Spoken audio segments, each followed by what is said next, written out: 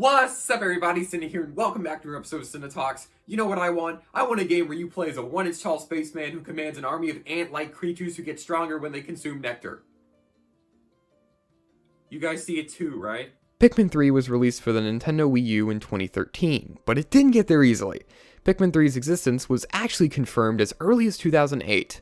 Then it was delayed. Then delayed again. Then we got a full unveiling of the game around June of 2012 at E3.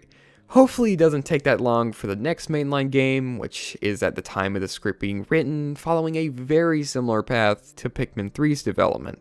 But eventually, Pikmin 3 was released for the Wii U.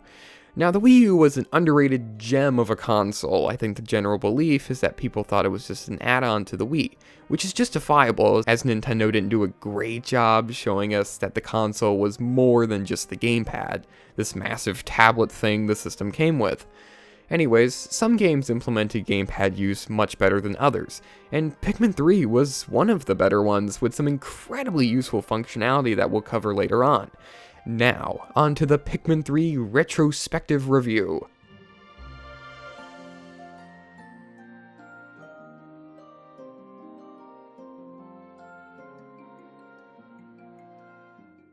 Pikmin 3 follows after the events of Pikmin 2, a game that I've began to play but not yet completed.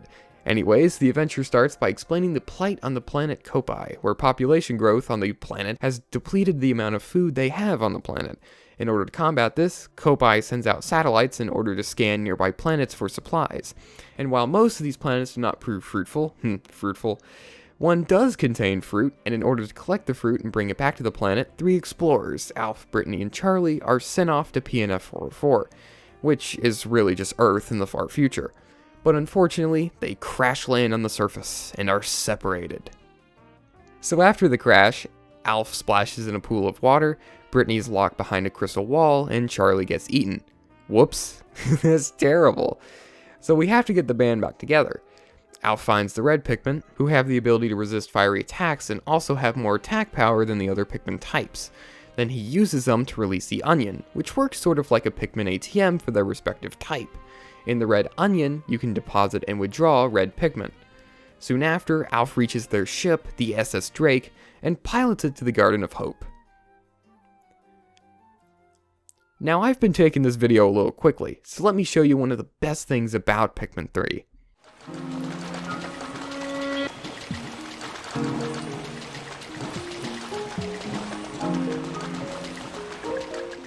That's right, this game is incredibly, almost oddly serene.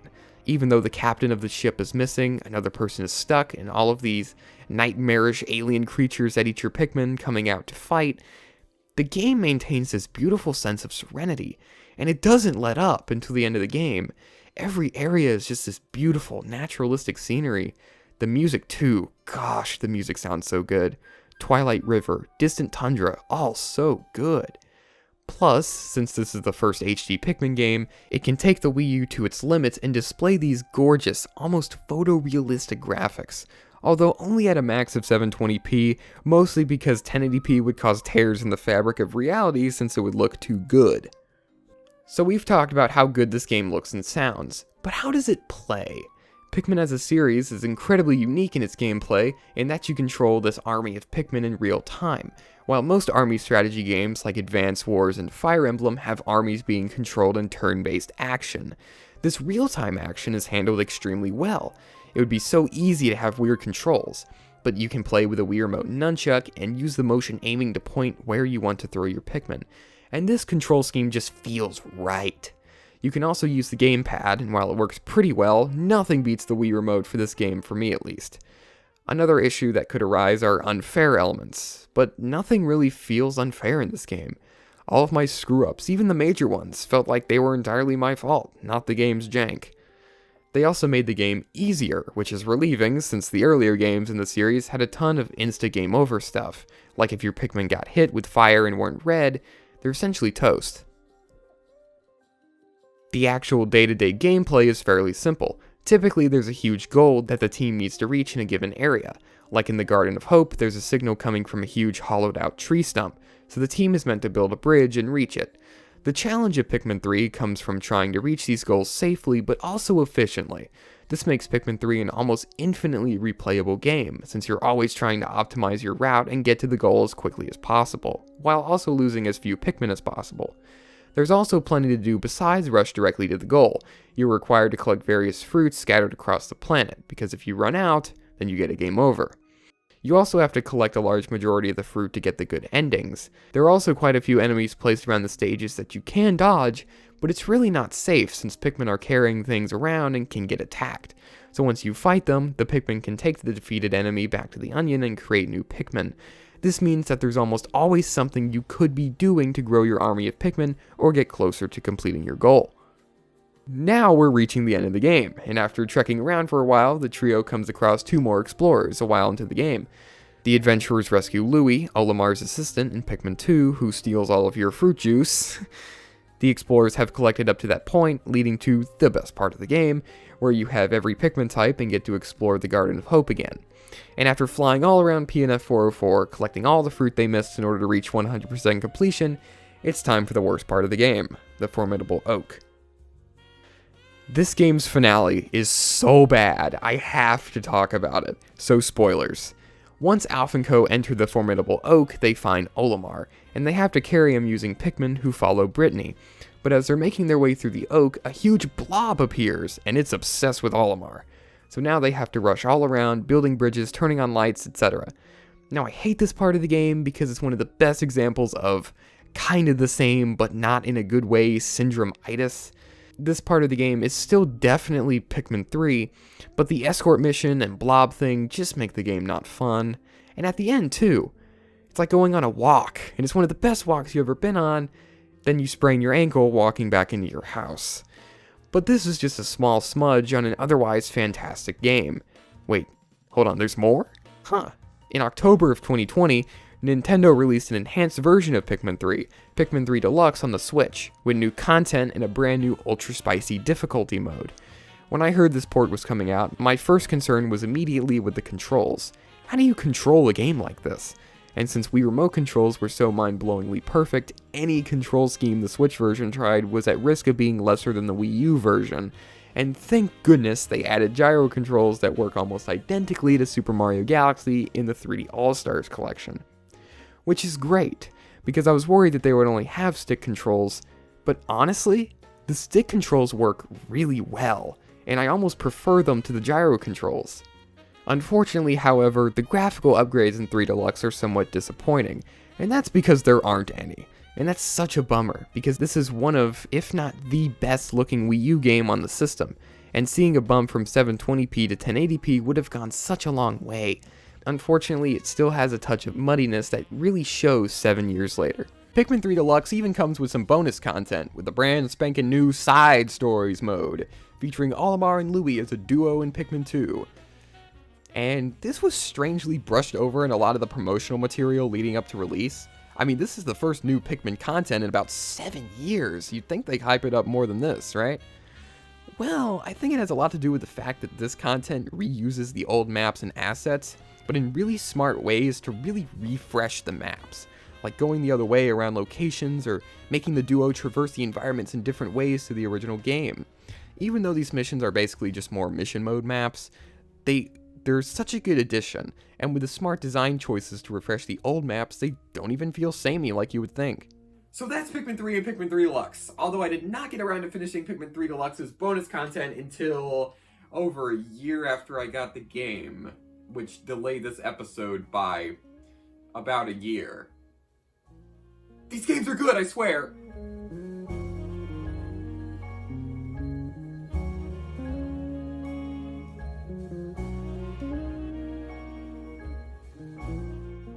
What's up, everybody? Cynda here, and welcome back to an episode of Cynda Talks. They say that you're your own worst critic. Stupid, dumb, and unoriginal.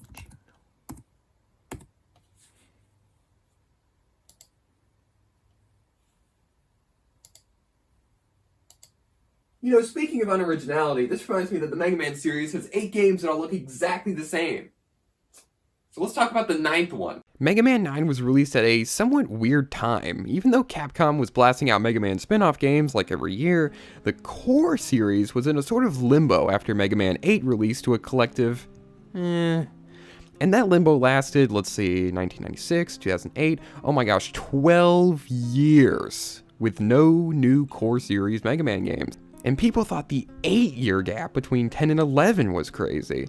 But as for my own personal experience, I bought this game on the old Xbox 360 a few years ago and on the Wii and Mega Man Legacy Collection 2 on Switch more recently.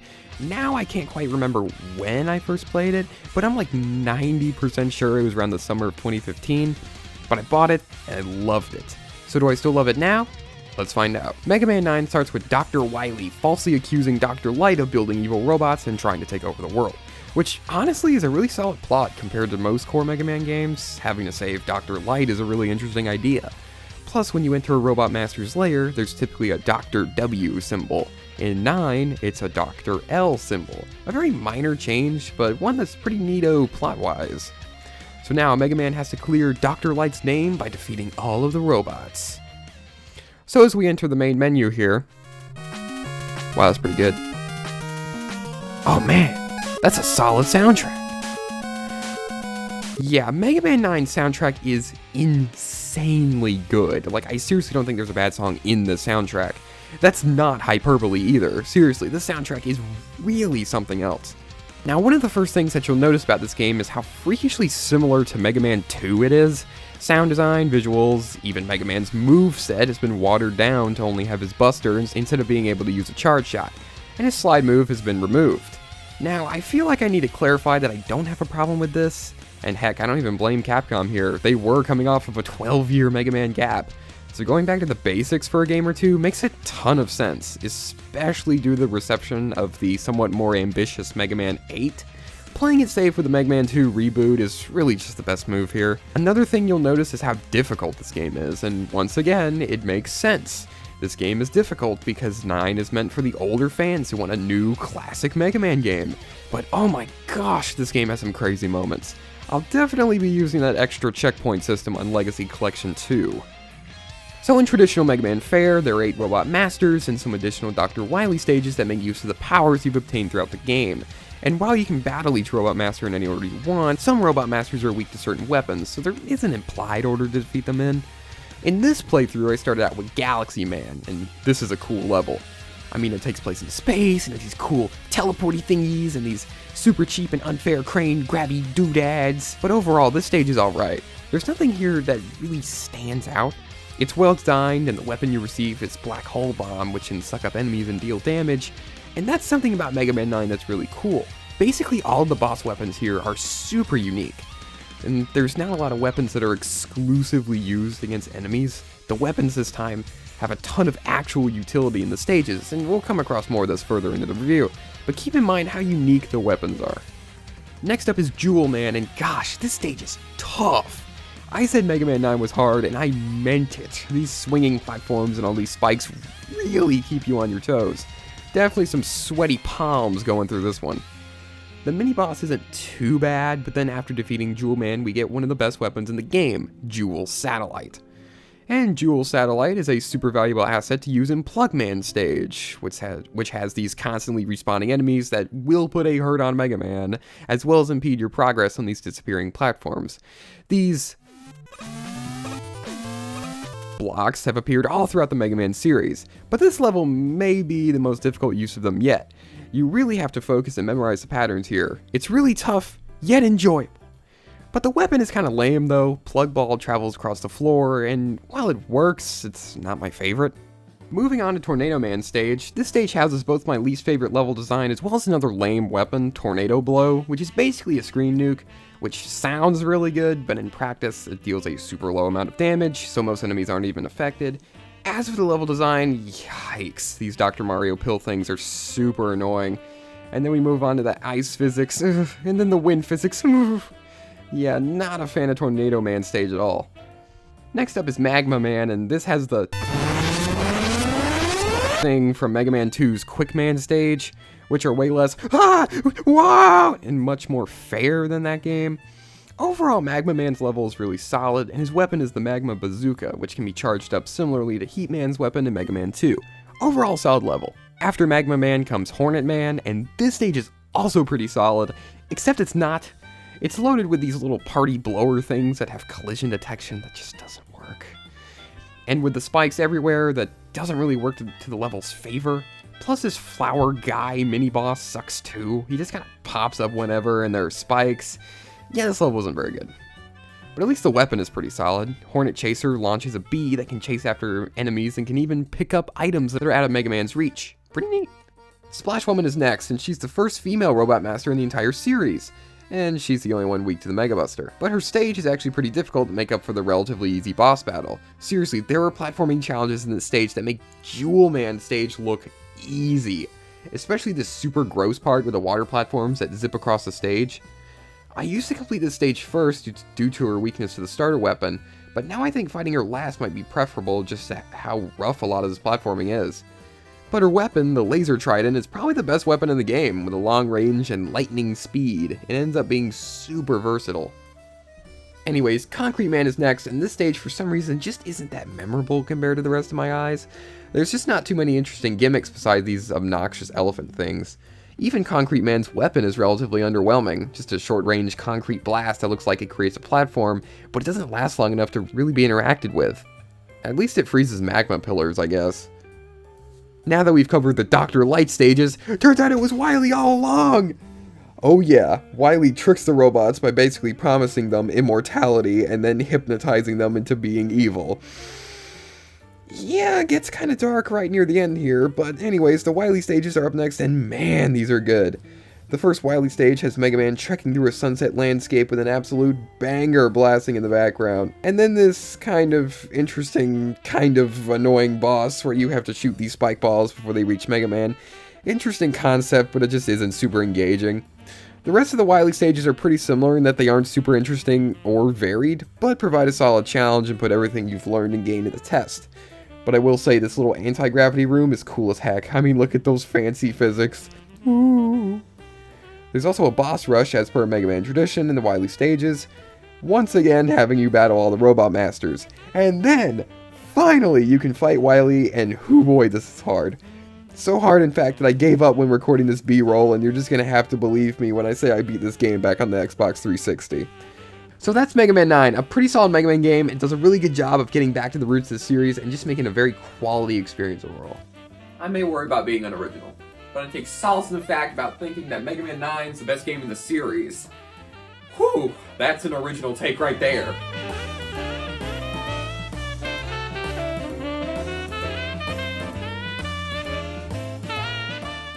Hey, what if I told you, yes, you could own a piece of Cynda Talks history? The very episode you're watching right now can be purchased for the low price of 7 payments of $89.99, plus processing and handling. Well, with the new introduction of NFT technology, this thing of the past can become the way of the future. Call now.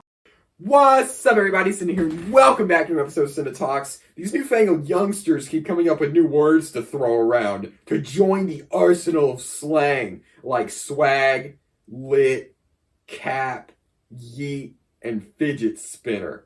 But NFT is a new one, and what exactly is an NFT? Let's find out. NFT is actually an acronym for non-fungible token, and at its core, an NFT is a piece of digital content with a sort of certificate of authenticity attached, and the purchases are monitored using the blockchain. Stick with me here, fellas. The blockchain is, at its core, like the POS system of the NFT world. You know, POS, point of sale, the cash register. The blockchain is basically the cash register for NFTs, logs the purchases and such. And you have to use a blockchain since most NFT purchases are done using cryptocurrency. Most notably Ethereum, which, according to the boys over at Investopedia, aka the source of my power, say that Ethereum is in second place below Bitcoin as the largest cryptocurrency. So we're not dealing with some wimpy currency over here. But these things have absolutely skyrocketed in popularity in late 2021, with the start of this boom happening somewhere in the February of that year, when the classic meme Nyan Cat was changed into this weird new piece of content, known only as an NFT. It sold for like $500,000, which is a lot. So a lot of people started to get curious on how a meme could be sold in the first place.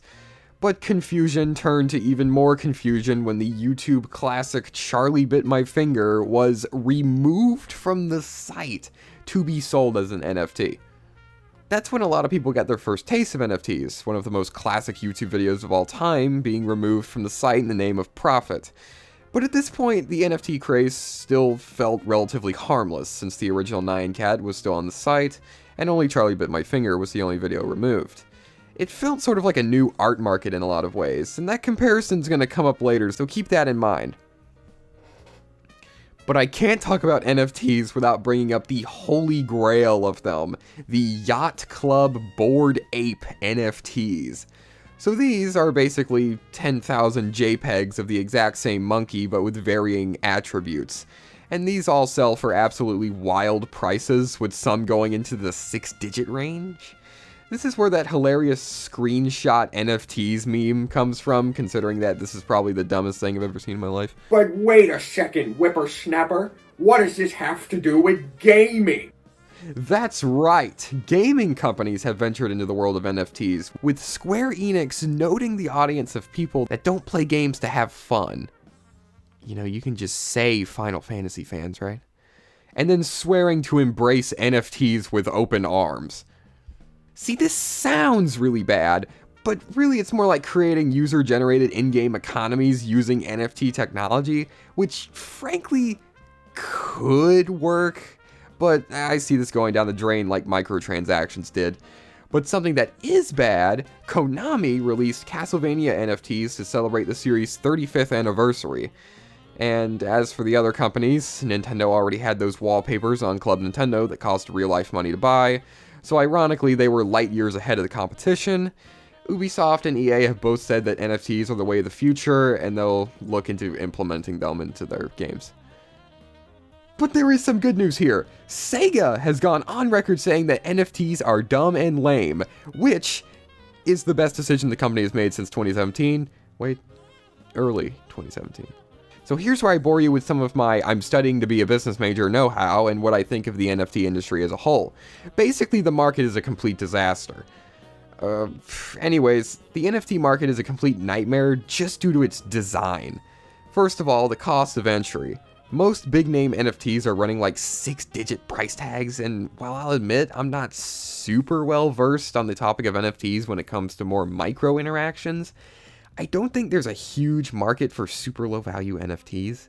Plus, you have to take into consideration the scarcity of these huge value NFTs. As dumb as they are, there's only 10,000 of the Yacht Club ones. So let's draw this out here. You got the rich boys up here, the big buck NFTs are floating up here too. Now you've got some of these mid-tier buyers who are kind of into crypto, but not really, who might be able to coax a rich guy to sell one of their NFTs. And then you've got the small fellas who don't have enough magic doubloons to buy the rich ones, and uh-oh. Yeah, there's an awful lot of speculation that the NFT market is a bubble or a Ponzi scheme, and frankly I see it. I guess NFTs could be compared to the art market, since something like Starry Night can be plastered on everything from socks to coffee mugs, but the original is insanely valuable. But the problem is, with NFTs, there's no intrinsic value, since you're not even getting a physical painting. It's literally a JPEG.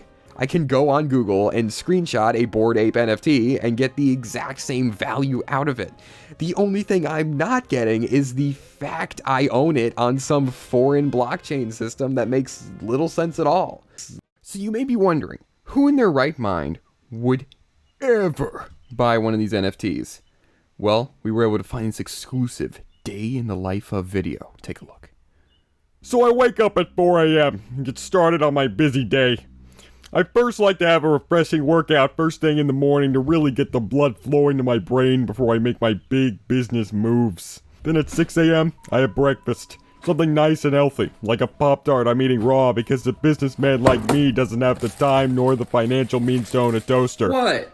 It's got fruit in them. Now that it's 9 a.m., I like to stare at my computer while drinking a protein shake. I browse the business section of CNN to really boost my confidence in my investments and to make more informed decisions. At noon, I like to do another workout, just to help my natural scent to be more pronounced. At 1 p.m. I like to browse Cash App for about 5 minutes to check on my investments, and then dump an additional 10 grand from my parents' credit card into niche tech startup companies no one has ever heard of before in their lives. At 2 p.m. I take a quick ice bath to help exfoliate whatever sanity and common sense is left in me. At 4 p.m. I like to have a quick snap. Normally trail mix and raw coffee does the trick. I need that energy boost after all.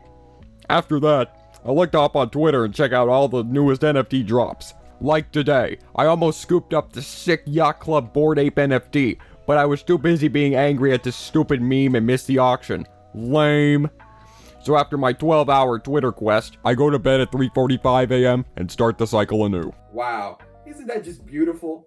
Anyways, in conclusion, don't buy NFTs, please!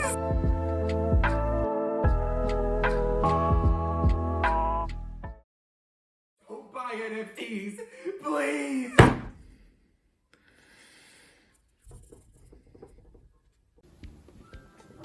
What's up, everybody? Cynda here, and welcome back to yet another episode of Cynda Talks. What? You expected something a little more chaotic, bombastic? Just because I'm talking about the first game in my favorite Nintendo franchise? Well, sometimes you have to slow down a little bit. You can't rush through life, you know? Sometimes you'll just miss out on the little things, and it's important to stop and smell the road.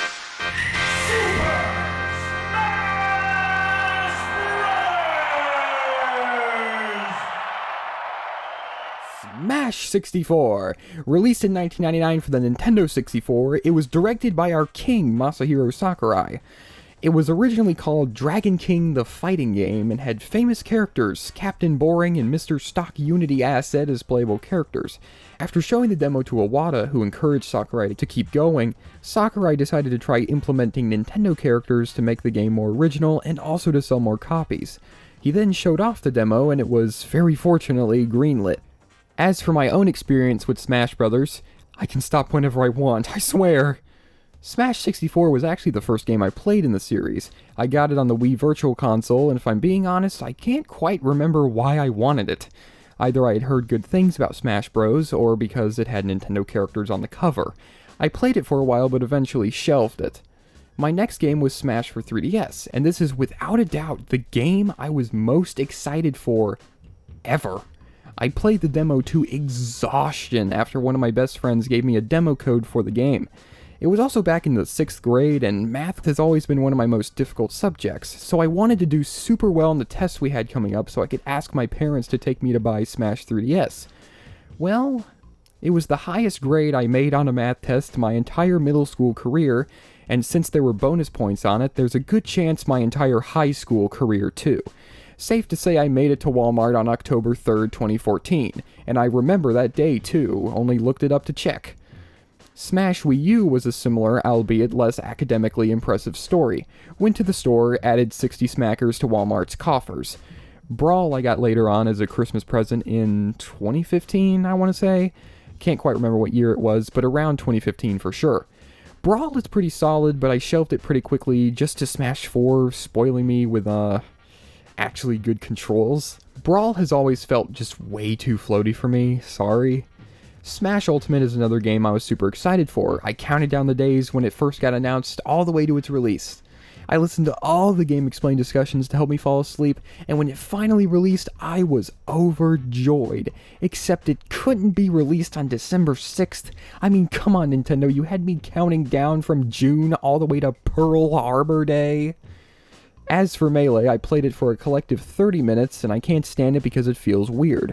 I've always wanted to really sit down with Melee, and I own a GameCube now and everything, and even though I can spend $80 on gas like nothing, spending $60 on Melee is just completely out of my financial reach, sorry guys. But what about Smash 64? Is it good? Let's boot this puppy up. This intro is nothing short of magical. Opening in a bedroom and a weird hand thing pulls the toys out of the box, counts down, and then chaos erupts. Giving us a quick introduction on these characters and then some more scenes with the characters in their home worlds, and then a Mario Kirby stare down leading up to...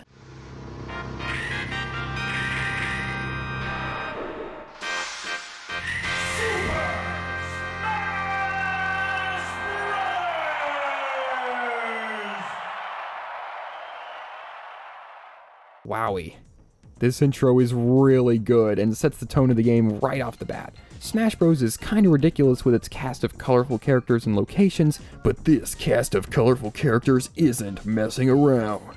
Heading on into the menu here, we've got 4 options: 1 player, versus mode, option, and data. We'll discuss some of the extra content first before jumping into the gameplay itself. And data is just that, containing a sound test, a versus record, and a character section that gives some background to the characters we're playing as here. We got your Nintendo must-haves like Mario, Donkey Kong, Link, Samus, Yoshi, Pikachu, Fox, and Kirby. Then we have 4 more unlockable characters: Luigi, Captain Falcon, Ness, and Jigglypuff.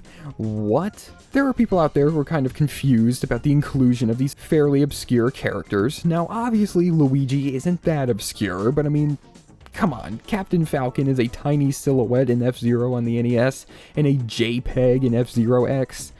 Ness is from Earthbound, but the game was relatively unknown outside of Japan at the time, and Jigglypuff is carried by the 2 scenes it had in the anime. And while these unlockable characters contrast pretty hard against the extremely well-known main cast, I think their inclusion is fantastic. First of all, these characters were put on the map by their Smash incarnations. Captain Falcon was established in pop culture with his iconic Falcon Punch move, and Smash likely helped Earthbound become the cult classic game it is today. Jigglypuff and Luigi were helped less so, considering that they were both already fairly well established in their franchises, but these characters also helped give Smash some unique identity in the context of it as a museum of gaming history.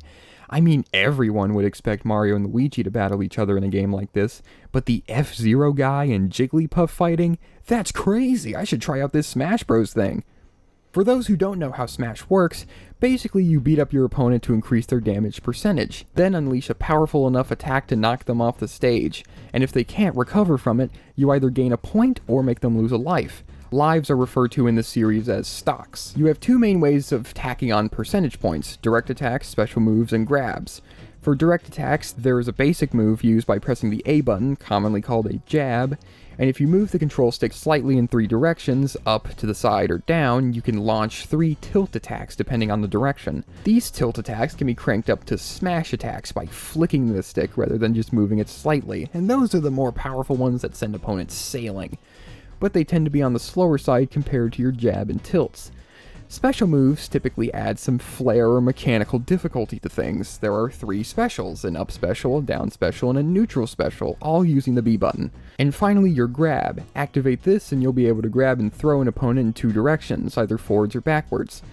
To balance this out, there are defensive options here too. Shields block most direct attacks and special moves, but grabs pierce shields, creating a neat triangle effect.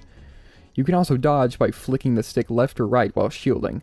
Now for the actual gameplay. Whew, wow, that's rough.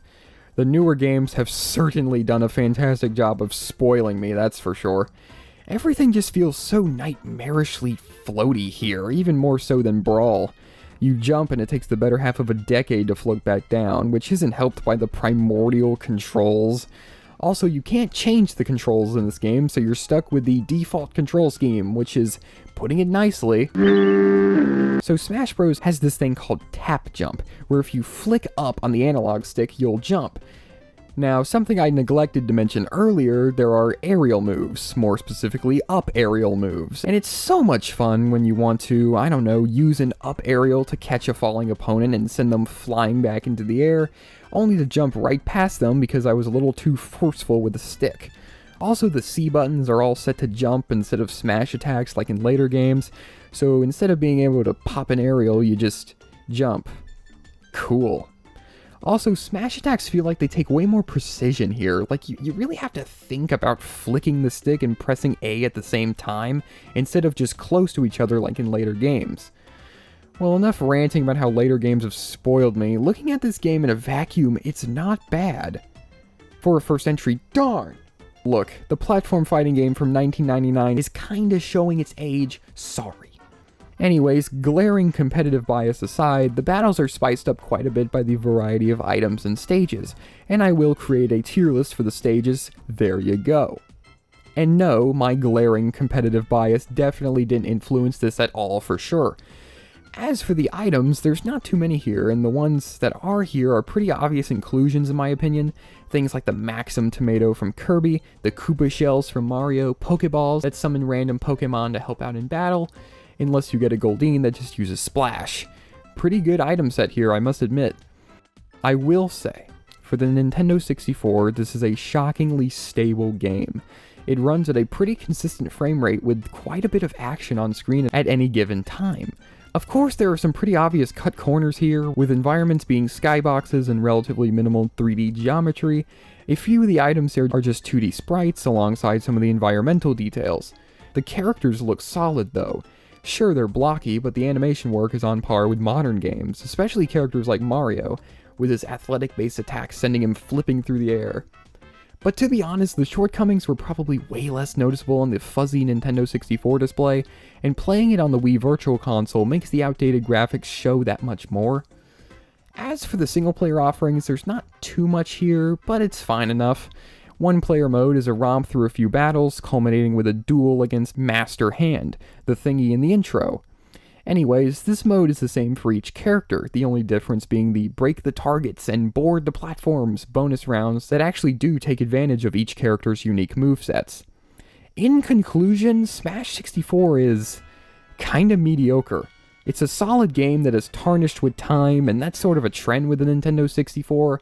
All of the games on it revolutionized their respective genres and are huge landmarks in gaming history, but every time you call a Nintendo 64 game good, you have to make this face. Zelda Ocarina of Time is a great game. See? But the sheer importance of Smash 64 can't be ignored. I mean, this game started the series that would later become a sort of museum of gaming as a whole, a massive celebration of the entire medium, and that's something truly special. So that's Smash 64. See, sometimes you just need to slow down and enjoy a classic game.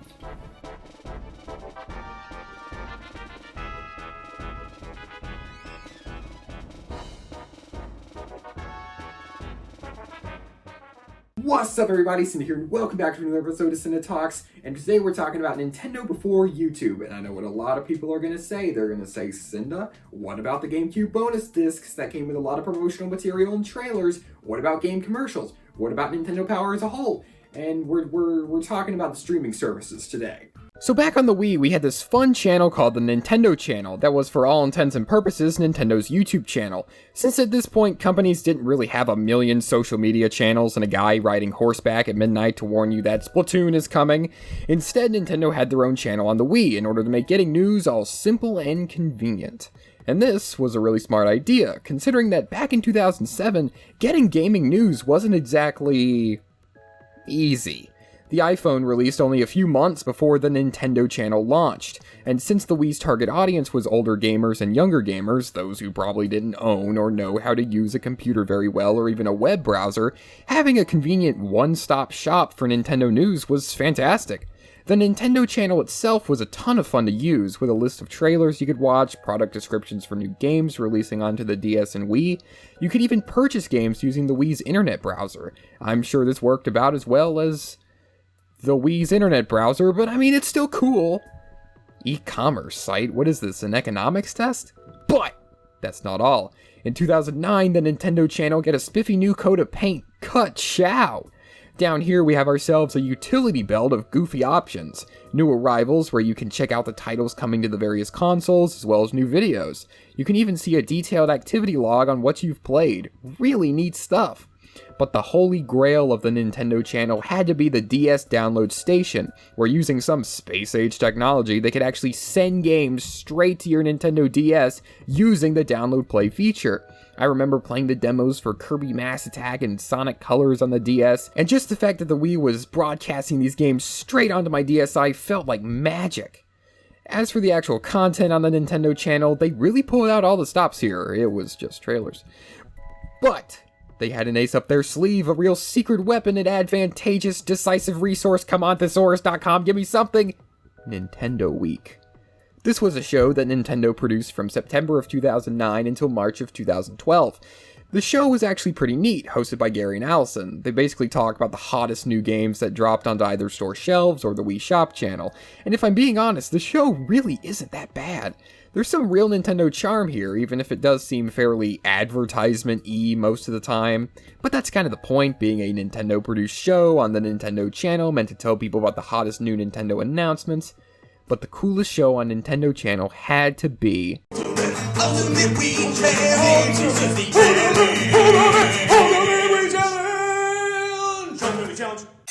Let's do it. Yes, let's play.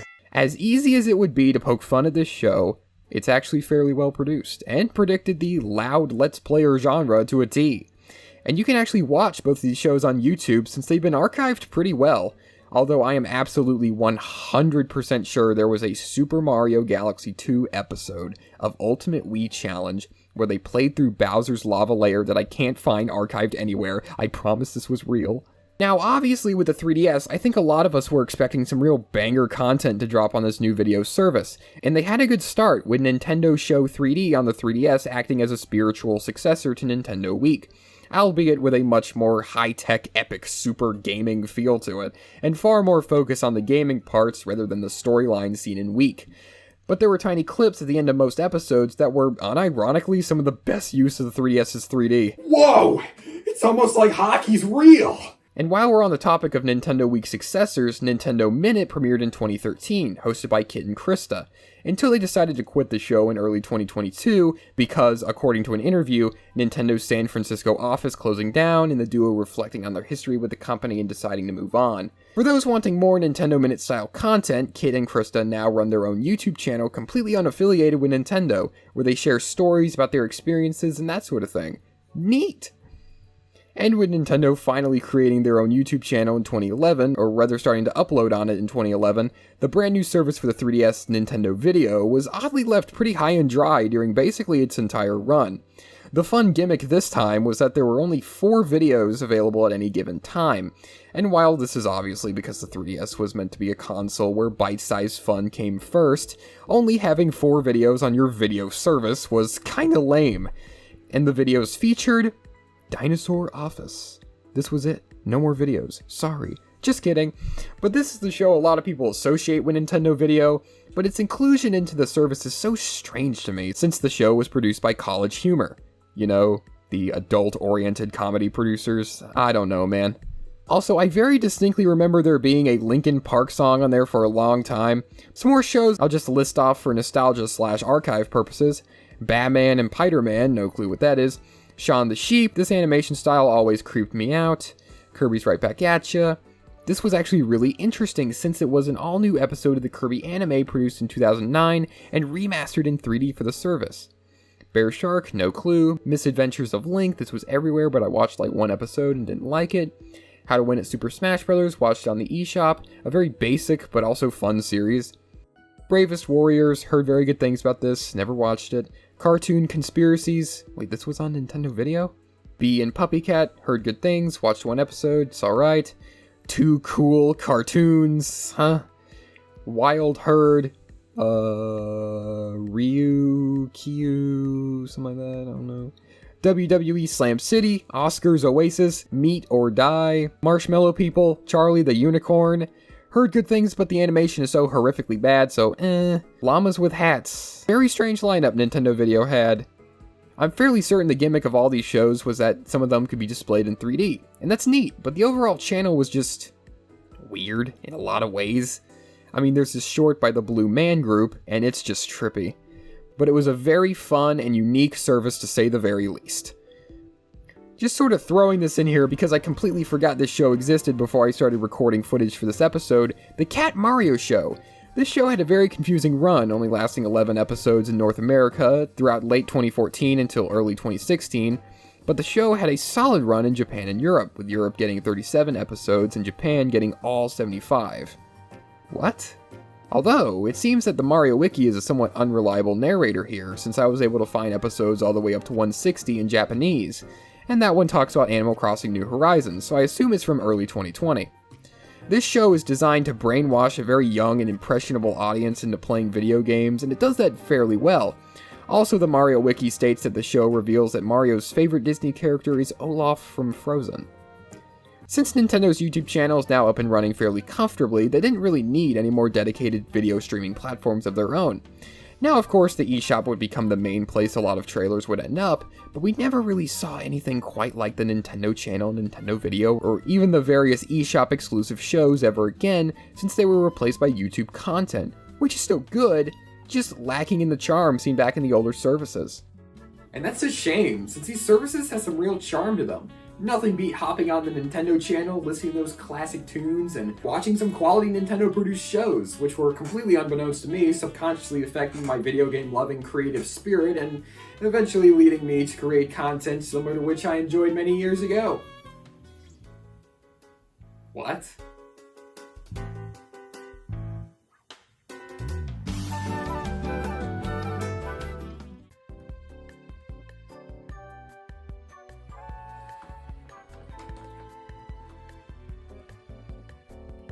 Please pick a number and we'll be with you as soon as possible.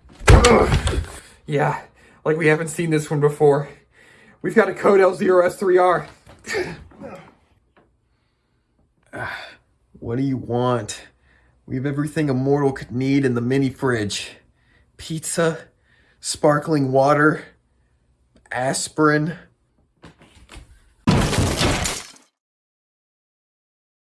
The shop's closing down. The news hit me like a bus, like a raging tidal wave slamming into my very psyche. Ever since that date was announced, I haven't been the same. Those shops meant so much to me. So much time spent looking around for things to burn my hard-earned money on. Hundreds of hours watching trailers for new games and Nintendo Directs over and over again. I was completely overwhelmed with sadness over this announcement. So I immediately went to the most understanding person I know, my therapist.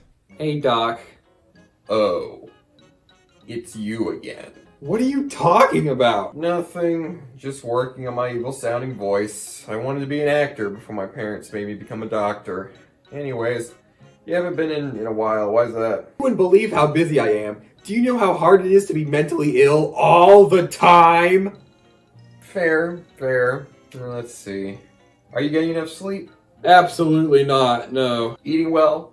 Getting enough fruits and vegetables? Yes. That's a pizza. Wheat? Tomatoes? Cows eat grass? Plus a tomato's a fruit too, so I mean, it's both. I literally can't disagree with that at all. Anyways, are you staying hydrated? I know here it says you have a history of excessive sweating. I try my best, Doc. Alright, so I guess you just tell me what's on your mind, and please, not the lasting socioeconomic impacts of the Vietnam War.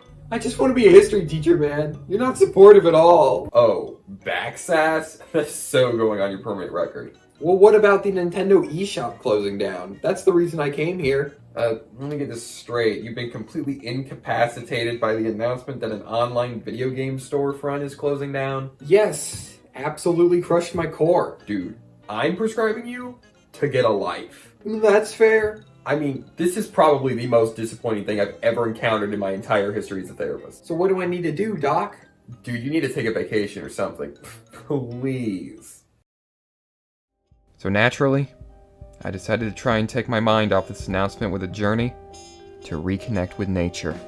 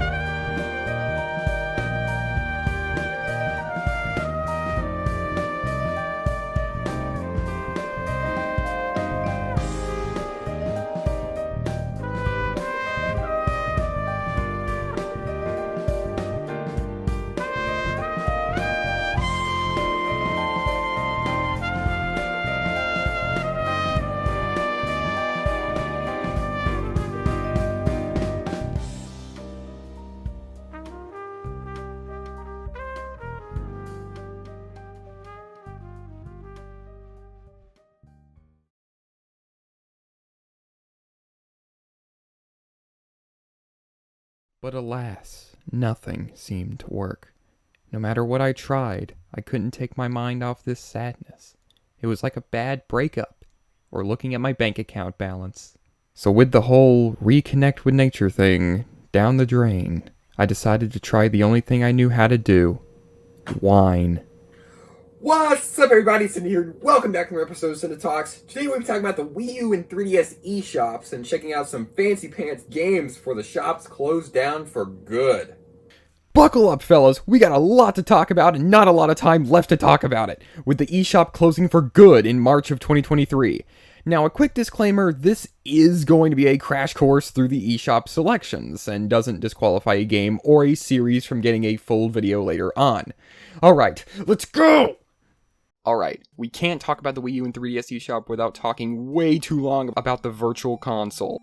First, the Wii U is a Virtual Console beast. NES, SNES, N64, GBA, DS, and Wii games are all playable on the Wii U Virtual Console, which is absolutely insane. And the 3DS picks up the slack with Game Boy games, Game Boy Color, and DSiWare available. Now, of course, we have Nintendo Switch Online that covers a few of these bases and is rumored to cover more in the future. But us consumers don't own those games. If anything, we're just borrowing them from Nintendo until our subscription runs out. Which means that the Virtual Console going away means that accessing these old games is going to be a heck of a lot more difficult, especially with the general unreliability of NSO, like if you try and play without being connected to the internet. And plus, we're losing a lot here. Games like Super Mario RPG aren't even on NSO to begin with. Just on Wii U, we're losing DS games like Animal Crossing Wild World, Mario Kart DS, Mario Party DS, really expensive Wii games like Metroid Prime Trilogy you could buy for only $20. We're even losing Super Mario Advance 4, which doesn't sound that bad since it's really just Super Mario Bros. 3, but the Wii U version came equipped with the complete e-reader level set, which originally was content exclusive to the e-reader cards, and these are fairly difficult to come across. And on 3DS, we're losing the original Pokemon Red and Blue and Yellow versions, which are kinda pricey and prone to save battery depletion nowadays. Same with Gold, Silver, and Crystal. Also on 3DS, the Sega Game Gear library. Kind of obscure, but still worth mentioning since there are a few Sonic titles on there. Even DSiWare games, or at least those that survived the first purge when the DSi shop closed down, are going to be wiped out again. But maybe they'll make it again. I mean, they have to, right? How else am I going to get my 101 Dolphin Pets fix?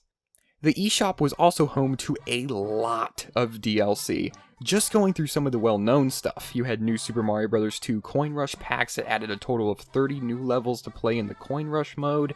You have the Super Smash Bros. For 3DS and Wii U DLC, which means all of these characters and stages are now at risk of being lost forever. And while sure, you can play as them in Super Smash Bros. Ultimate, this game's iteration of that content just won't be accessible anymore unless you have them purchased. The exclusive Ash Greninja is now lost, since the Pokemon Sun and Moon Special Demo version is the only way to obtain it. The Street Pass Me Plaza games on the Nintendo 3DS won't be purchasable anymore, and there were a lot of fun ones, like Me Force I didn't play, Flower Town I didn't play, Monster Manor I didn't play, Warrior's Way I didn't play, Ultimate Angler I didn't play, Battleground Z I didn't play, Slot Car Rivals I didn't play, Market Crashers that plunged me into crippling debt, Feed Me I didn't play, Me Trek I didn't play, and Ninja Launcher I didn't play. Fire Emblem Fates is losing an entire story route since Revelations is a digital download, except it is included in the special edition going for the low price of good grief! We also can't forget about Star Fox Guard, the game physically bundled in with Star Fox Zero. Also, not joking, I'm pretty sure it has never entered my Wii U, and frankly, I'm not even sure this case has ever been opened before. Also, Mario Golf World Tour, which I haven't gotten around to, but people said it's really good. Man, this whole shop closing down has really shown how few games I actually play, huh? Luckily, most of this DLC is preserved, thanks to remasters and ports of these games onto the Switch. Pikmin 3 has Mission Mode DLC preserved, Mario Kart 8 Deluxe comes with all the DLC, Hyrule Warriors Definitive Edition has everything, etc, etc. The 3D Classic series for the 3DS was a small collection of NES games that were remade from the ground up to be played in 3D. Wait, hold on, go back a second. What? Yeah, these are NES games that have been remade to be played in 3D, And frankly, this sounds awesome. I mean, imagine the possibilities. Super Mario Bros. 3 in 3D, I hope we don't have to wait until 2016 to experience that. The Legend of Zelda, man, with those huge sprites popping out of the screen during dungeon bosses. Metroid, imagine exploring the cluttered and horribly designed world but in 3D. Ouch. Kind of a disappointing game listing here. Excitebike, Kid Icarus, Kirby's Adventure, Twinbee, Urban Champion, and Xevious. Well, Twinbee and Xevious are basically the same game, yikes. But Kirby, Kid Icarus, and Excitebike seem promising, and that's because they are.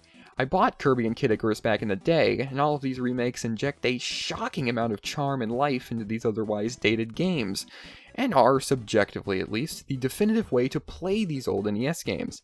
Excitebike especially, since when you use the 3D slider, it actually shifts the gameplay from 2D rendering into 3D rendering with a much wider view of the environment, which might be one of the only times on the 3DS the 3D is used to expand your field of view like this. The other games benefit from the 3D effect as well, albeit less so when compared to Excitebike, since the other games just have your typical 3D effects.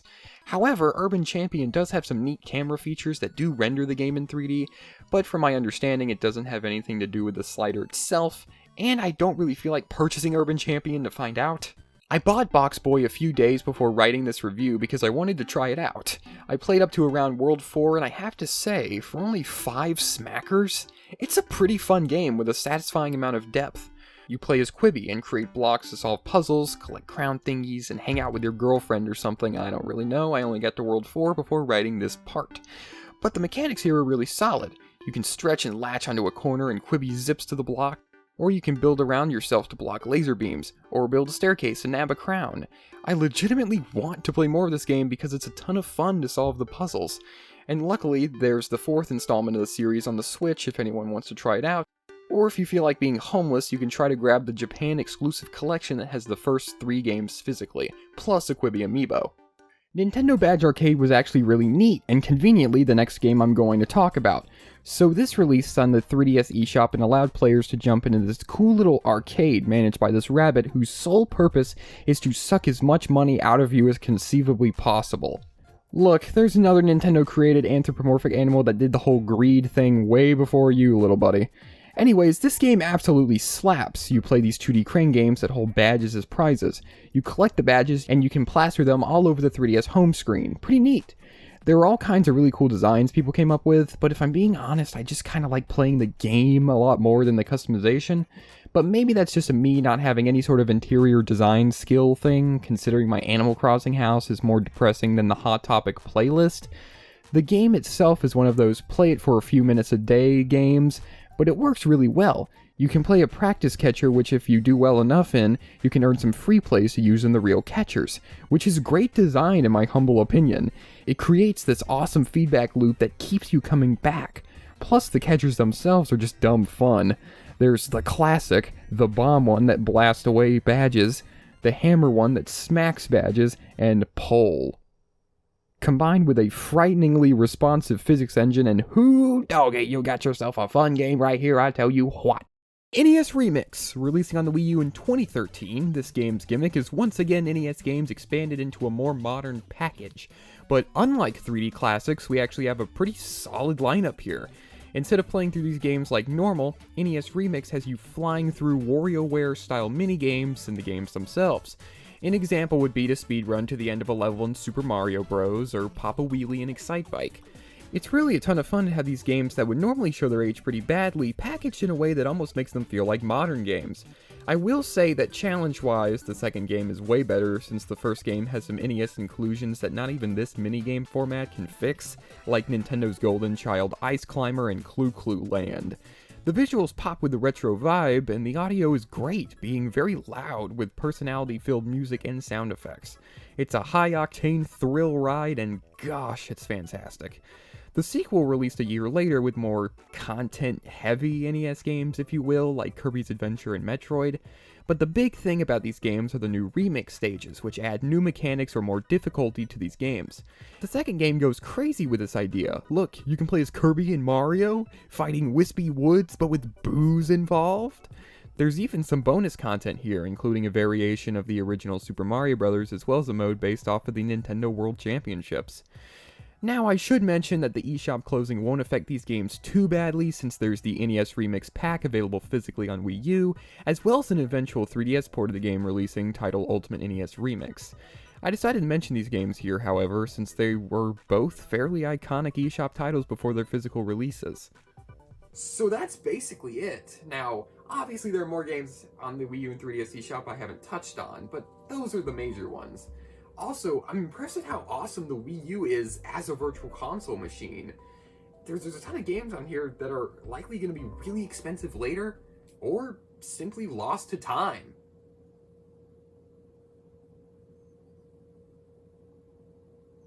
That's it!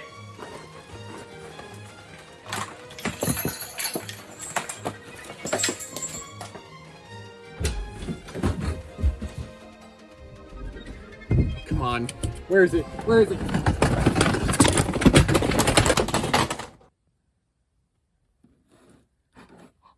The time machine! I found it!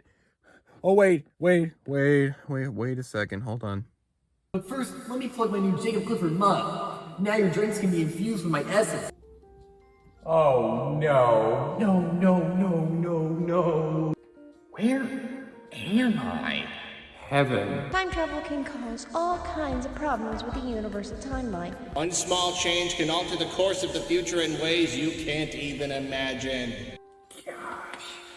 Okay, you have my attention. What did you do? I wasn't always blue. Well, shoot. They didn't say anything about emergencies, though.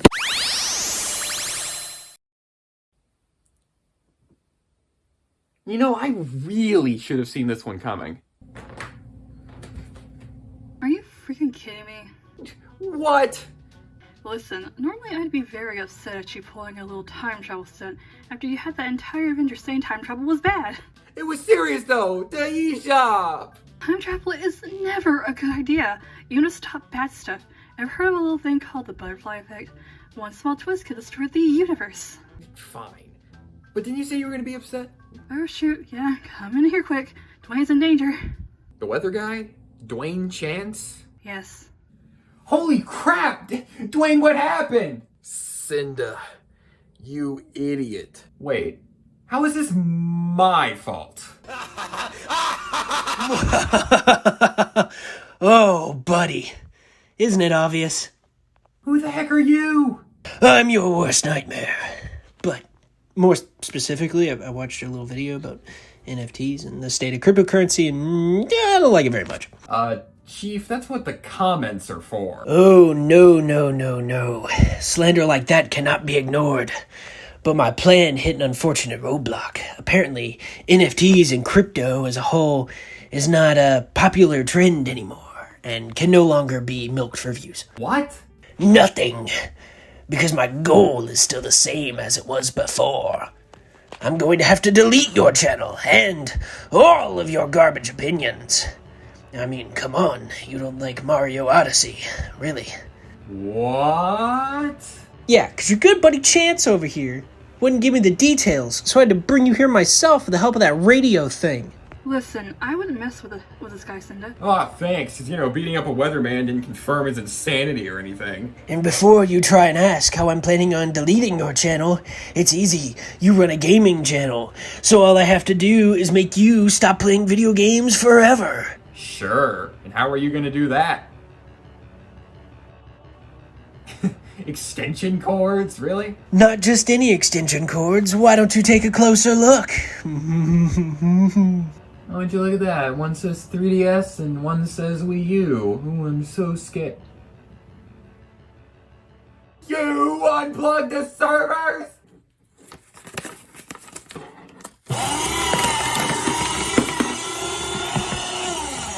You monster!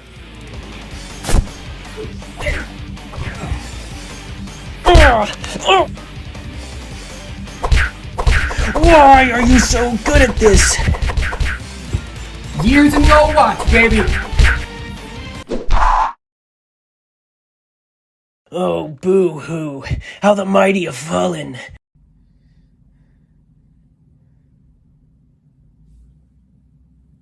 Whoa there, Rhoda.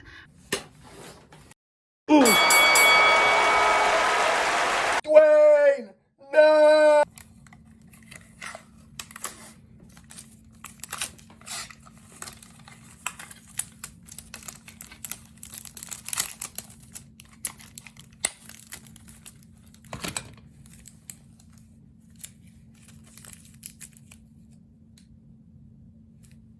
By the way, they're interdimensional handcuffs, so none of your dumb crap will work. What? That's right, bud. Now you get to go to galactic court, since technically beating up afterlife personnel is a crime in 37 different universes. Oh man, like in Star Wars? Cool. Just shut up. Alright, warp us. Will do. Well, we got the bad guy. I know that. Just, we lost the servers. There's nothing we can do to get them back. You're right. Gosh, we were so close. Well, you win some, you lose some. I guess you're right. You shouldn't have time travel. I shouldn't have time traveled. Oh, don't even get me with started. you You were and I, thinking that and fucking I time bet you're not travel even subscribed to the freaking channel, extra and even I'm willing subscribed to to bet that Come you don't even on, like you Sonic don't- the Hedgehog.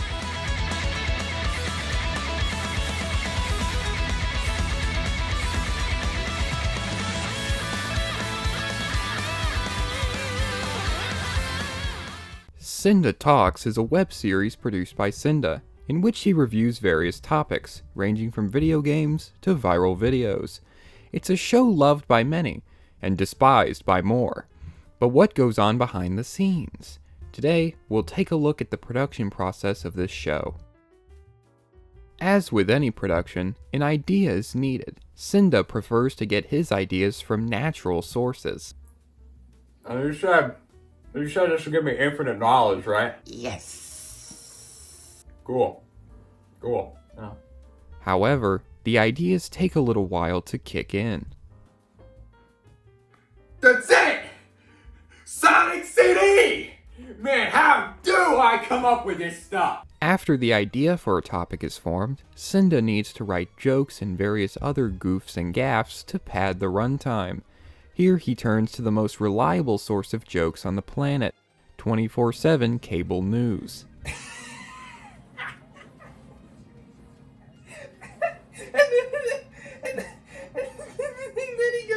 then he goes, the federal budget. Once the river of ideas begins to flow, a script is ready to be written. Writers throughout the ages have sworn by various rituals and techniques to make their writing shine, such as keeping a routine, or simply getting as many ideas down on paper as possible to polish into a masterpiece later. Cynda's favorite ritual is one created by Henry David Thoreau, living in the woods for 2 years. I guess that explains the upload schedule. Once the script is finished, it's time to record the audio. Cynda uses a Blue Yeti microphone to record the audio, and uses Audacity to edit.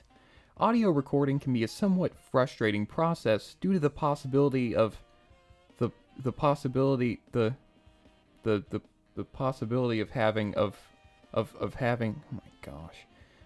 having to re-record lines and of having Every time I try to record my voice, my voice decides to go, oh, what a great day to not work!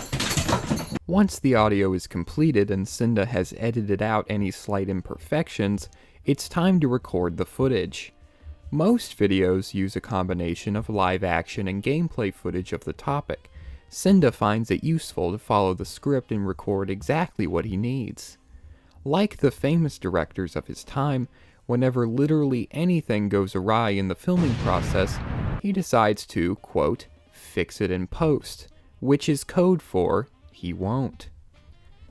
Now it's time for post-production, or as peasants call it, editing. Throughout the editing process, Cynda realizes the video sucks, badly at that. But it's already been 2 years since he last uploaded, and has to accept reality. Now we have a completed episode of Cynda Talks. Wow, look at that glow. The thumbnail is quickly thrown together using stock photos and really poor Photoshop cutouts of the most clickbaity part of the live-action footage, and the video is uploaded. You now know how the production process works, so what are you waiting for? go out there and make your own mediocre comedic gaming review show.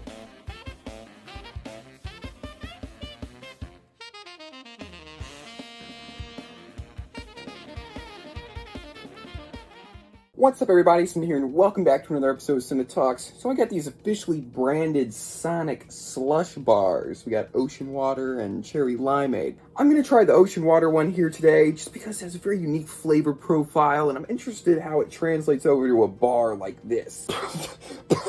That's nothing like the original. Nothing beats the real stuff. Sonic CD, released in late 1993, is a sort of half-sequel to Sonic 2. It's kind of a confusing release, all things considered, since this game isn't really a part of the main series, with Sonic 3 coming out in 94, and also being called Sonic 3. It means that Sonic CD is more of a spin-off than an actual main series game. And that makes some sense, since it was released on the Sega CD, which was an add-on to the Sega Genesis that allowed for more, better graphics and sound, which is apparent once you boot up the game. Anyways, the Sega CD was a financial disaster and even sparked a few controversies, eventually leading to the creation of the ESRB. Cool. Sonic CD was released primarily as a way to boost sales for this add-on that no one bought, and as a result, Sonic CD fell into obscurity fairly quickly. Until 2011, when Sonic CD was remastered by Christian Whitehead and released onto various platforms. It used the Retro engine and was in full widescreen. Ooh, ah. And even had a bunch of neat features like the modern spin dash or the ability to swap soundtracks from the US and Japanese ones. But the version I'll be playing this go-round is the Sonic Origins version. I played the classic mode, and the goal was to play both classic mode and then anniversary mode, and I'll play some of anniversary to grab some widescreen footage for this video and also to share some of the remaster's improvements. Now, I'm not too informed on who exactly worked on this. Some sources say this is a copy-paste of the Retro Engine remaster. Apparently Headcanon of Sonic Mania fame worked on it, but apparently they only worked on the Sonic 3 part of Origins. I don't know, man. But whatever, let's hop right into Sonic CD. Now, I'm a bit of a Sonic fan. I've played a few of the games and I like them. Sonic is a fun series. This game is not fun, let me elaborate. The story here is pretty simple yet fairly complex for a 2D platformer. Eggman yoinks this entire planet and is jump-starting the Industrial Revolution again. At the same time, he's invented Metal Sonic, who kidnaps Amy Rose. Yes, that Amy Rose. And now Sonic has to not only save the planet, but stop the mechanicalization of it, stop Eggman, and also stop Metal Sonic in order to save Amy Rose. Whoo! Honestly, having all of these plot elements here is pretty neat. Metal Sonic being a sort of B-plot villain is a cool idea, with him showing up early on kidnapping Amy, and appearing throughout the game through these projector thingies until you finally face off against him in Stardust Speedway, which is pretty late into the game. But the A-plot is where things get rough. Eggman has scattered these robot generators across the planet. Problem is, they're in the past, so Sonic has to hit one of these time posts in order to time travel. Yeah, there's time travel in this game. Stop in the name of the law! Wait! No! It's a part of the game! That's what they all say. We're not risking any more shenanigans out of the likes of you. You don't understand! The only point of going into the future is for a different music track and a palette swap! I mean, it's not even worth it! Fine, but we got our eyes on you. An important detail is that you always start each level in the present, except for the third and final act of a level, where you start in the future. So when you enter a level, your goal is to find a past time post, go back to the past, destroy the generator, and then finish the level to get a good future. Seems simple enough, right? Wrong. This game's core gameplay is some of the worst I've ever seen in a Sonic game. The level designs here just don't make sense because they go against Sonic's core design philosophy. Sonic has been about speed as a reward for careful play and memorizing the levels. Your first run through a level is always going to be rough, running into enemies, spikes getting greedy with momentum until you slam into a spring that launches you backwards. But it's replaying the level where you get better at the game until you learn the optimal path through a level. For example, the path that lets you completely avoid the water in a water level. Sonic CD, however, has level design that feels incredibly random. It's like the design team came up with all these cool mechanics and then just slammed them all over the stages. At times, it literally feels like a Mario Maker level, with just how busy and insane these levels are. And sure, you can learn how to optimize your playthrough of a level, learn where the signposts are and where the generators are, but I mean, I can learn how to traverse my room, but it doesn't make it any less cluttered. And you want to know how you time travel? By maintaining speed. So here we have a game that is incredibly cluttered with mechanics that are randomly spread across the stage, and you have to maneuver through the mess in order to time travel. Cool. Good thing they added the spin dash and super peel out. The peel out acting as a much cooler spin dash but doesn't give you invincibility, which is just so helpful in these enemy littered stages. Also, there are future time posts as well, so even though you're only supposed to be traveling to the past, they give you the option to go to the future. Which, I mean, it can be fun to check out the good future of a level once you take out the generator, but then you have to time travel ahead 2 times. That means finding places you can time travel, and then finding 2 future time posts. I'm sorry, it's just not worth it when I get to see the good future anyways in Act 3. So the future posts end up becoming obstacles that the game will actively try to screw you over on. It's almost like the level designers knew the future posts would become obstacles you had to avoid and put them in very inconvenient spots. Like, neat, cool, you know, I'd love to see invisible design like that and taking player behavior into consideration. But my gosh, why is it in this mess of a game? The time travel itself isn't even that interesting, which is pretty disappointing. The only thing you get is new background music and a slightly altered level layout, plus a palette swap, which is even more disappointing because time travel is normally a really neat visual mechanic, but in this game, the past makes things green and the future makes them chrome, and it barely makes sense. Why were there factories in the past? I guess it's Eggman building the factories in the past, but there's very little distinction visually between the past and the future. Alright, I've been pretty harsh on this game so far. Let's talk about some of the stuff this game does right. First of all, the soundtrack. So you know that one SpongeBob song where they sing about the future and the past or whatever? Buckle up for the sweetest ride and prepare to have your mind blown wide when worlds collide. Yeah, that's Sonic CD. Now, I played the game using the Japanese soundtrack, which is more Sonic-y, but the US soundtrack is really good too, and it's a shame that a lot of people completely ignore it. The visuals are really nice as well. They have that Genesis pop the other classic Sonic games have. The only real issue I have is with the level themes themselves. A lot of them kind of run together, which is a shame, since most Sonic games have very distinct level themes. But Quartz Quadrant and Wacky Workbench are almost indistinguishable. Joke's on you guys, though, because the Wacky Workbench footage is actually Metallic Madness footage. See, I told you! I will give Stardust Speedway credit because it looks cool. The special stage this time around is actually pretty good. Heck, I'd say it might be the best in the classic series. It's a 3D-ish Mode 7 kind of thing, where you run around in 3D space, but everything is a 2D sprite. Problem is, though, Sonic is always running, so you have to time your jumps to destroy these UFO things. The blue ones give you speed shoes, which makes things way more difficult. Dodge floor spikes, don't touch the water. There's also a time limit, which is always a good design choice. The only problem here is that the collision detection is completely broken. At times, the hitboxes on these things feels pixel perfect. But I mean, hard to complain, especially compared to the bogus special stages in the other Sonic games. Alright, we're at the end of the game. Ooh, this fight's gonna be a toughie. Wait, what? Yeah, this game's boss design is really easy, and I love it. 2D platformer bosses are almost always the weakest part of the game, with very few exceptions like Cuphead. Bosses in platformers just aren't fun to face off against most of the time, since they feel more like checkpoints rather than battles. Like, oh well, I beat the Koopaling, so now I can go to the next world. And Sonic CD's bosses almost acting as a way to catch up with Eggman and Metal Sonic's latest diabolical shenanigans is great. So once you beat the game, you get another gorgeous animated cutscene showing some cool moments from your adventure. Overall, Sonic CD is very rough around the edges, but at the end of the day, it's still a decent classic Sonic game. And by decent, I mean kinda bad. Play Sonic 1 instead, it's better. I am? Better call a doctor.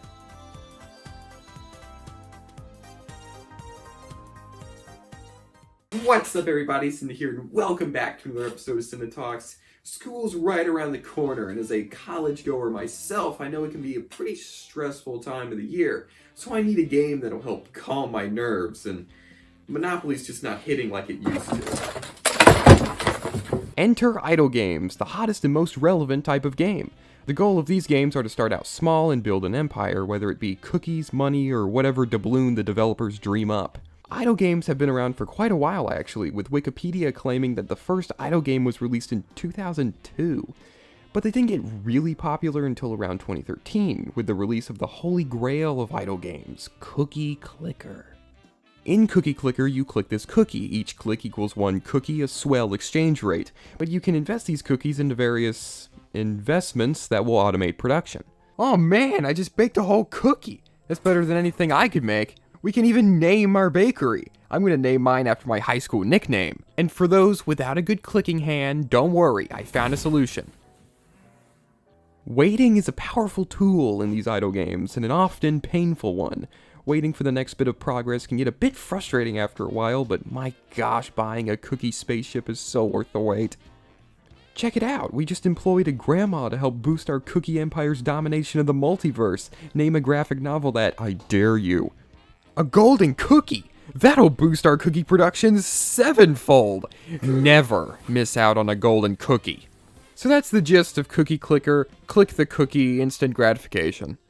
But the tyrannical reign of idle games doesn't stop there. There's also the unofficial iPhone port of Cookie Clicker that used to lag a bunch on my old iPod Touch. I guess that's my payback for my crimes against cookies. Adventure Capitalist is another idle game that hit it big, and we love capitalism over here, so let's give it a whirl. Similarly to Cookie Clicker, the goal is to make as much money as possible. So you click the thing and wait for the bar to fill up, then you collect your money, alright? Then once you collect enough money, you can hire a manager to press it for you. Alright, this game is far more idle than Cookie Clicker, since the only thing to do once you hire a manager is to funnel money into more investments.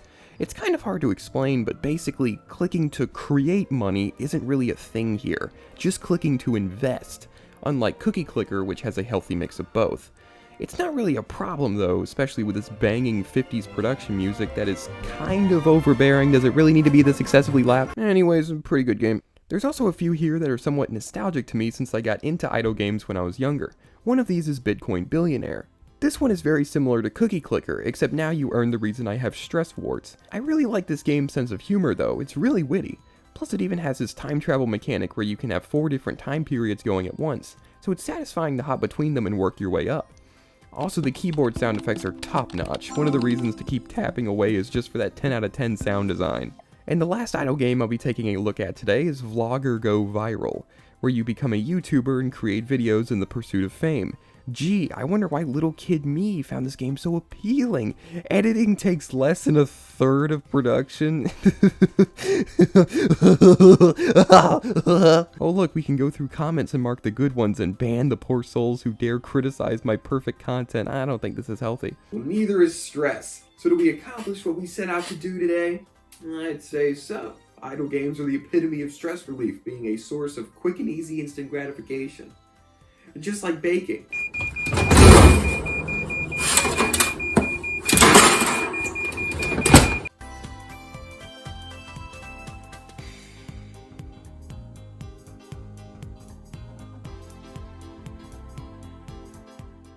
What's up everybody, Cynda here, and welcome back to another episode of Cynda Talks, and no joke this time. This game is so good, I gotta talk about it now! Ugh. Splatoon 3 released in September of 2022, or a few days ago as of this video being written, and I've already 100%ed the story mode. Now this review is going to focus pretty hard on the story mode, but before we get into that I want to talk a bit about the game as a whole. It's pretty good, and a definite improvement over 2 in some pretty subtle ways, like being able to skip the news broadcast that reveals the map rotation and ranked battle modes, or a new lobby system where instead of waiting on the loading screen, you can run around this training area. Now obviously talking about the multiplayer specifically would be doing this game quite the disservice, since it appears to be taking a very similar path that Splatoon 2 did in being a drip feed game, where we get updates throughout the years that add in new stages, weapons, and with the new catalog system, all kinds of things will be added in over time. And now I'd be doing the Nintendo critics quite the disservice without bashing the online. I will admit I've been getting more funky lag and connection issues, and while that may be a problem with my Pony Express internet, this is Nintendo we're talking about here. Also, with the game only being like a week old, it's still in a pretty bare-bones state. But you know what's not bare bones? The story mode! I'm going to preface this review by saying that this is very much a spoiler review, so I highly recommend you play the mode first and then come back, because for me at least, going into this game spoiler-free was a really good move. Luckily though, the story mode is actually fairly short, so there you go. For those wanting a spoiler-free experience, it's really good. That's it. Go play the game, please.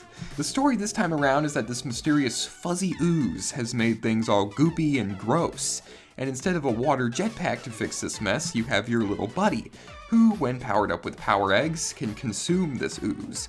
So Captain Cuttlefish of the new Squidbeak Splatoon sends you on your way to battle the Octarians and stop the fuzzy ooze. And then he gets kidnapped by the diabolical Mr. Grizz, the Salmon Run guy. And then you fall into this huge underground society called Alterna. And the Squid Sisters from the first game are there. Also, the new idol group Deep Cut wants to steal treasure. Okay, that's it. Now back in Splatoon 1 and 2, there was a pretty established formula for the story mode, where you'd be enlisted into the Squidbeak Splatoon and given hero gear, which you then use to face off against diabolical Octarians. And it was alright the first time around, although I must admit that by the second game, the formula of run into the levels, slowly poke away for collectibles, and then battle to the finish had started to grow a bit stale. I wasn't a fan of Splatoon 2's story mode. It lacked variety, and having to grind to a halt to look for collectibles is the #1 thing to not put into your third-person shooter platformer. Luckily, however, Splatoon 2 gained some DLC later down the line, the Octo expansion, and boy, it fixed literally everything about the original story mode. It had infinitely more charm, more variety, a unique story, and no collectibles. And Splatoon 3 takes inspiration from both modes in a way that makes even Octo expansion seem alright by comparison. Now, what exactly do I mean by combining the two modes? Well, you get the hero gear and collectibles from the original, but the weapon selection of Octo expansion, which means that there's a refreshing amount of weapon variety, while also giving you the familiarity of the hero gear. Oh, by the way, you can still upgrade the hero gear using Sardinium and the new upgrade points, given whenever you clear out Fuzzy Ooze or ink enough turf. And this very clear sense of progression just feels good. There's a skill tree this time around, and while it's a little bit lackluster and if anything takes away the choice of what to upgrade specifically, it makes you think a little bit. Like, do you want a faster armor recovery time or splat bombs? And then it'll take a while until you can unlock the other parts of the tree. The hero gear also comes equipped with some fancy new tools, most notably Small Fry, your little buddy you got at the beginning of the game. He works as a sub-weapon that can interact with faraway objects or beat the ever-living tar out of enemies. And then the Splashdown special from Splatoon 2 returns as a special ability of the hero gear, and this is a great addition. The Splashdown in 2 was such a fun special, but it was very commonly ranked as the worst in the game, so repurposing it while giving a reason to ink the ground during hero missions is such a smart move. The world design this time around is very similar to the first two games, but all the collectibles are now in the hub worlds, rather than the levels, which makes exploring the hub worlds way more fun, since they're still on the small side, which means they're concentrated with goodies and you're always nabbing new stuff, even if you look for just a little bit.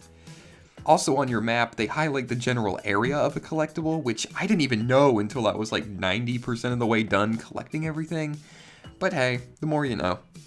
Now, the collectibles themselves are pretty neat. You have the sunken scrolls from the first two games making their grand return. They provide a look into the culture of the Splatoon world from a mostly scientific standpoint, which is quite charming actually.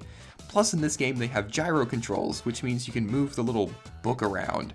Which sounds really dumb, but my gosh, it makes the scrolls so much better. As for the content of the scrolls, I've been a big fan of how Splatoon writes its lore, and Splatoon 1 nailed this with its sunken scrolls talking about the history of the world itself in a macro sense. And 2 and 3 taking the scrolls in a more micro direction isn't exactly my cup of tea.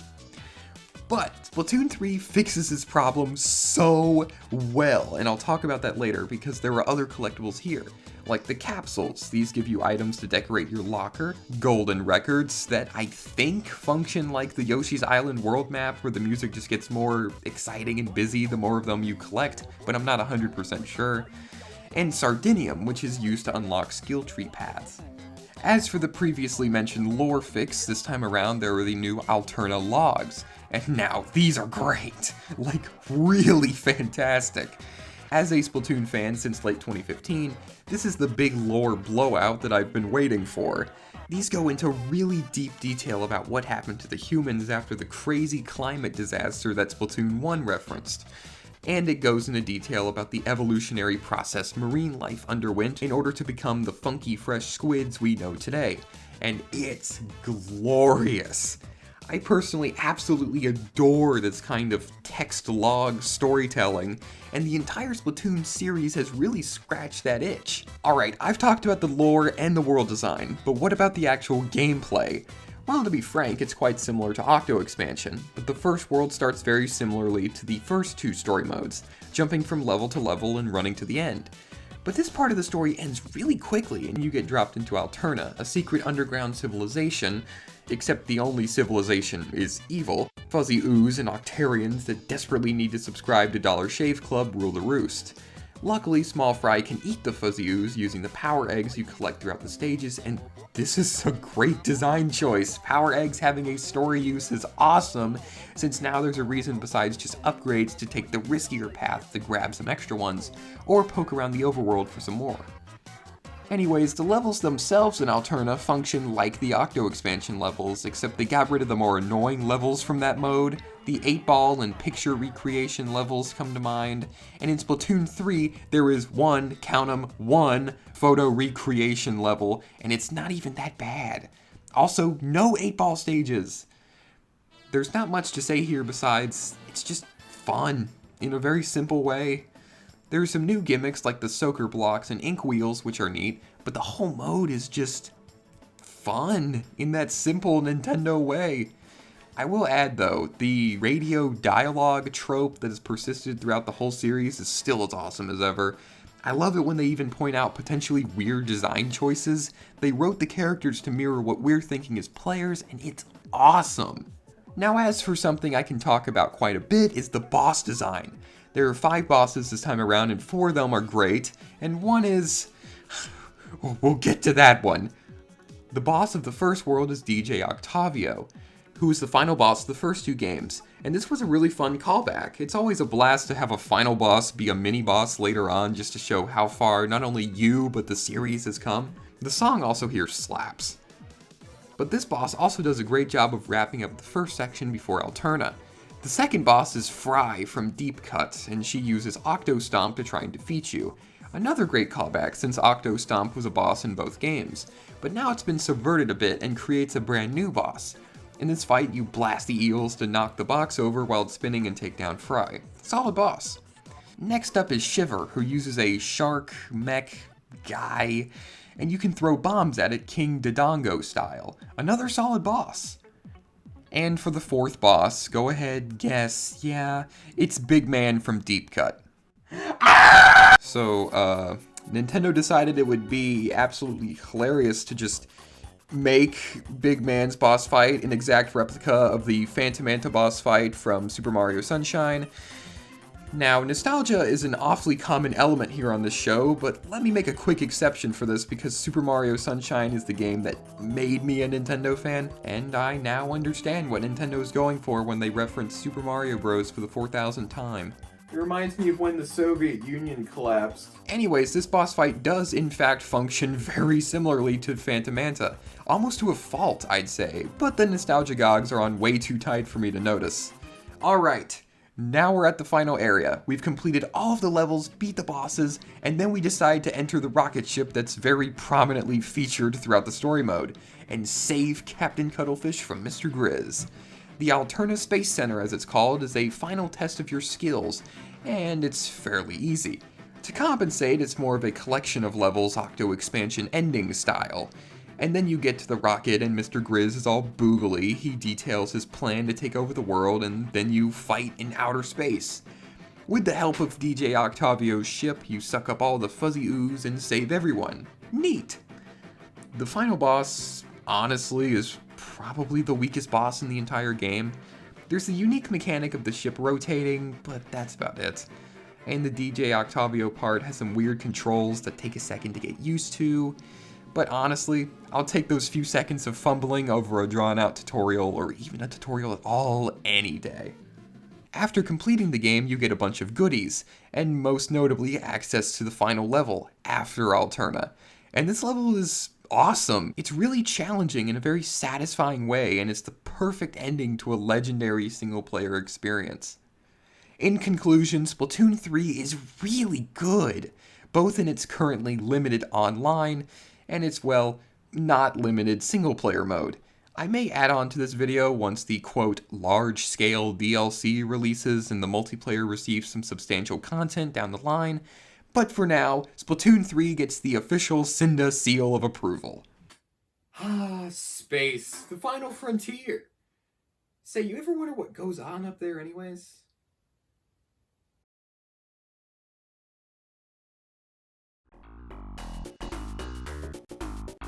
Yeah, it seems like things nowadays are all getting worse. Movies, music, and heck, now even this. Change the formula, right? Yeah, I'd say. Couldn't get 50 million light years down the road for boom! Hyperspace conks out. You know, I might have a way to help you out. Really? Yeah, I've got a friend. Homebrews his own stuff. One drop of that mess and he can get you straight to the booger system in half an hour. Oh, that's ridiculous.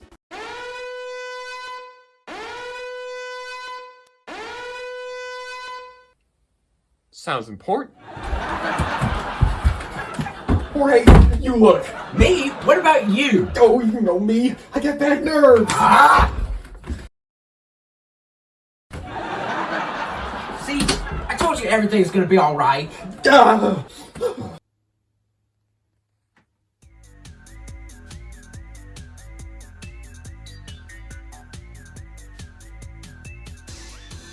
Alright, here. Is that you? Alright, now read. Now you gotta read my stuff for me. No! Alright, please don't! I'll put that in the thumbnail.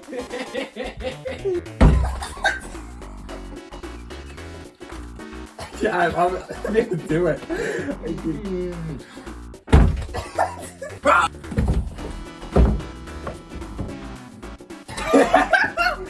Jorge, you look. What's up, everybody? Cynda here, and welcome back to another episode of Cynda Talks. Oh my. Well, well, well. If it isn't my sworn nemesis. Wait, you're the cryptocurrency guy. Yeah. As I've already told you, I ditched that title a while back. I'm moving on to a exciting new concept. Revenge. For what? I was in intergalactic prison for 5 months. It was torture. Look, I don't mean to detract from this, fairly horrific situation, but you did kind of do that to yourself.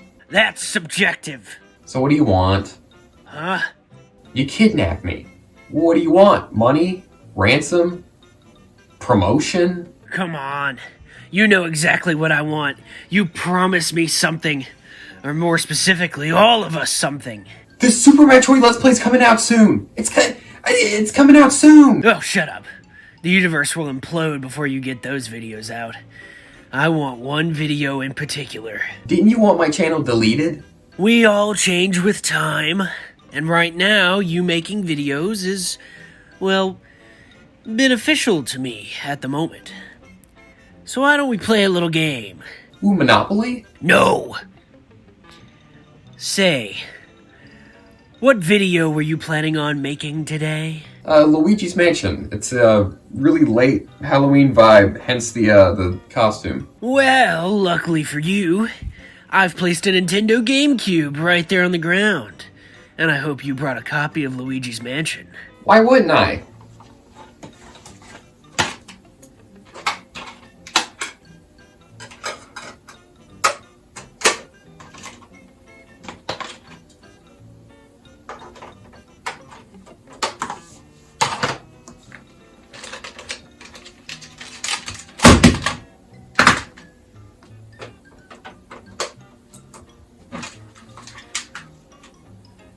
Wait, What? What, is this like weird? Luigi's Mansion is a game I have a lot of history with. Back in the olden days, I would spend many a night watching Let's Plays of this game, wishing I could play it.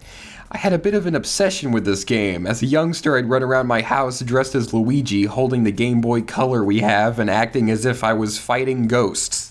Similarly to Super Mario Sunshine, this was a game that I really wanted to play, but couldn't since I didn't have a GameCube controller or memory card for my Wii, and as a little kid I barely understood how all of that worked. So I got my Luigi's Mansion fix all the way in 2018, when Grezzo released a 3DS port of the GameCube original, and I finally bought the GameCube version off of eBay in late 2022, which finally completed my Luigi's Mansion collection.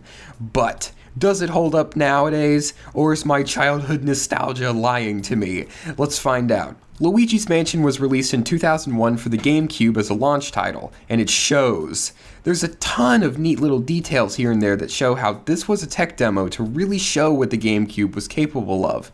There are mirrors everywhere, hyper-realistic dust, all kinds of lighting effects, and much higher quality visuals when compared to anything on the Nintendo 64. There were even plans to create a way to display the game in glasses-free 3D. They were really going all out to make sure this game looked as awesome as humanly possible, and as mentioned before, it shows.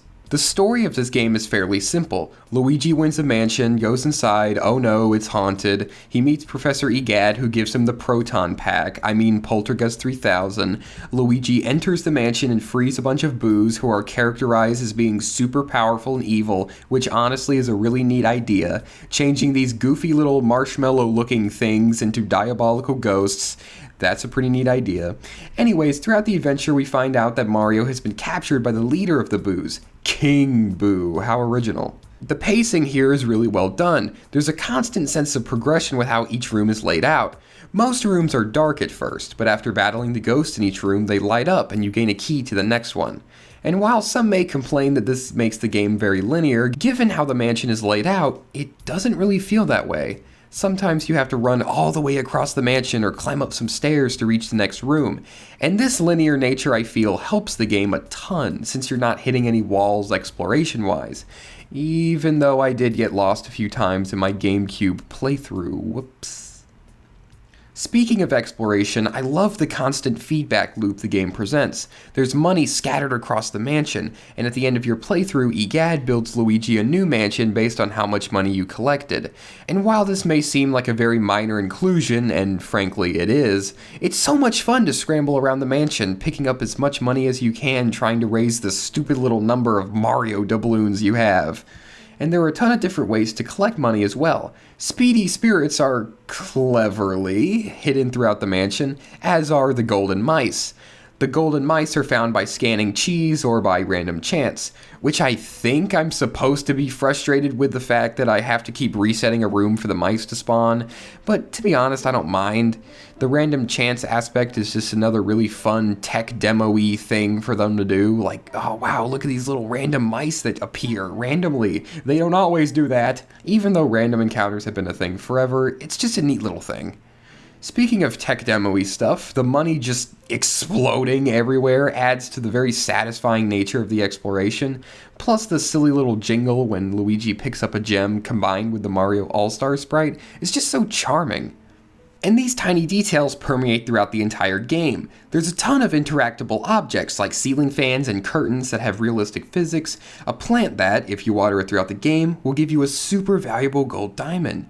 The gameplay itself is also very well made. Catching ghosts is the name of the game here. Shine your flashlight to stun them and then suck them up. There's a fairly wide variety here. You got the classic ghosts that just sort of float towards you and punch. You got these guys that throw banana peels, these huggy guys, shy guy ghosts you have to suck their masks off before the flashlight works, etc., etc. But the main focus is on the portrait ghosts. These guys have unique designs and personalities, and add a ton of character to the otherwise dark and lonely mansion. The difference between the regular ghosts and the portrait ghosts is that these guys usually have some kind of weakness you have to find before you can defeat them. For example, waiting for this guy to yawn, or launching a pool ball back at this guy.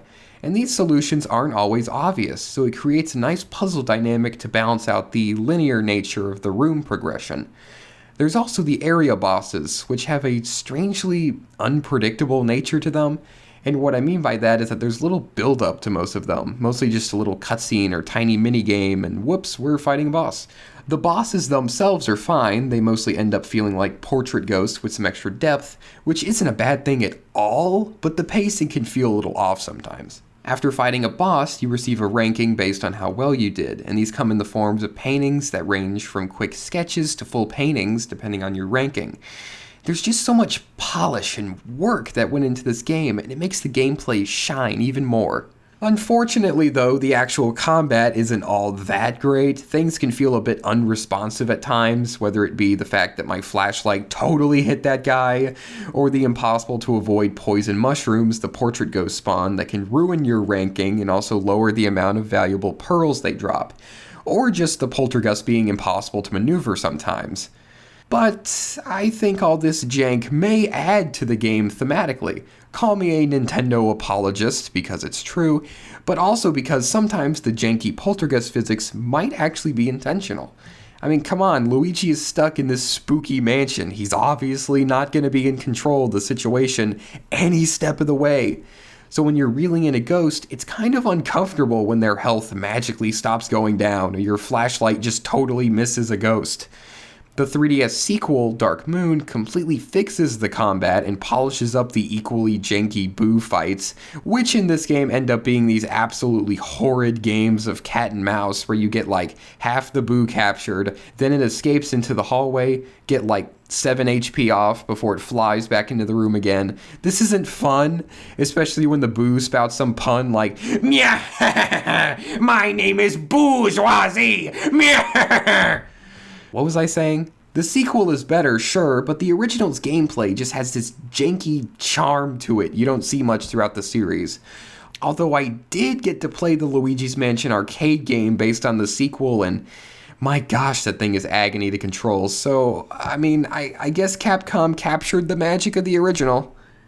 Now to start wrapping things up here. King Boo is the final boss, and he's piloting this weird Bowser puppet thing, and this boss is fine. Like the rest, it's nothing too crazy, but it works well enough.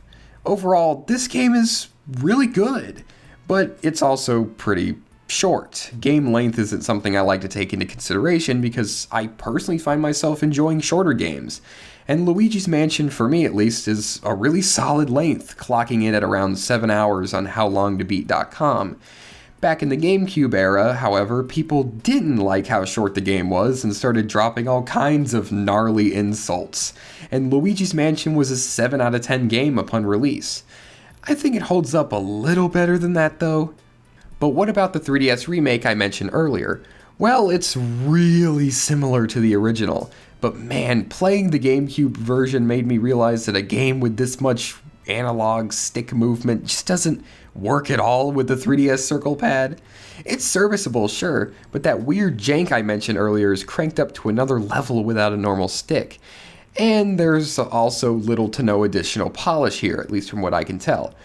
But it does make the 3DS remake stand out as a solid way to play the original game if you don't feel like buying a GameCube and a controller and memory card and a copy of the game in a post-pandemic retro video game market. Plus there are achievements now. Ooh. Wow. You call that a review? What? I don't know. It was fine. I just felt like being mean. Oh. Well, you've bested my first trial. We'll see how you fare against the second. I mean, really, the only trial so far is getting these episodes out on time. We'll see about that.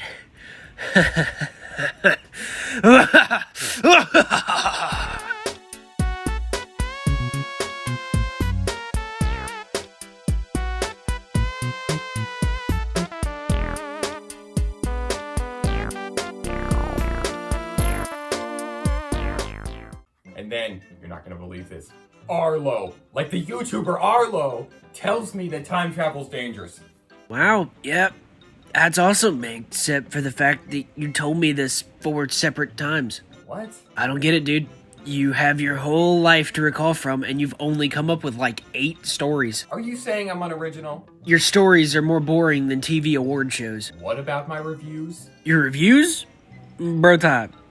Few things are less informed than your reviews. They are so low quality that the dollar store has ordered 2 seasons. They're not low quality. Prove it!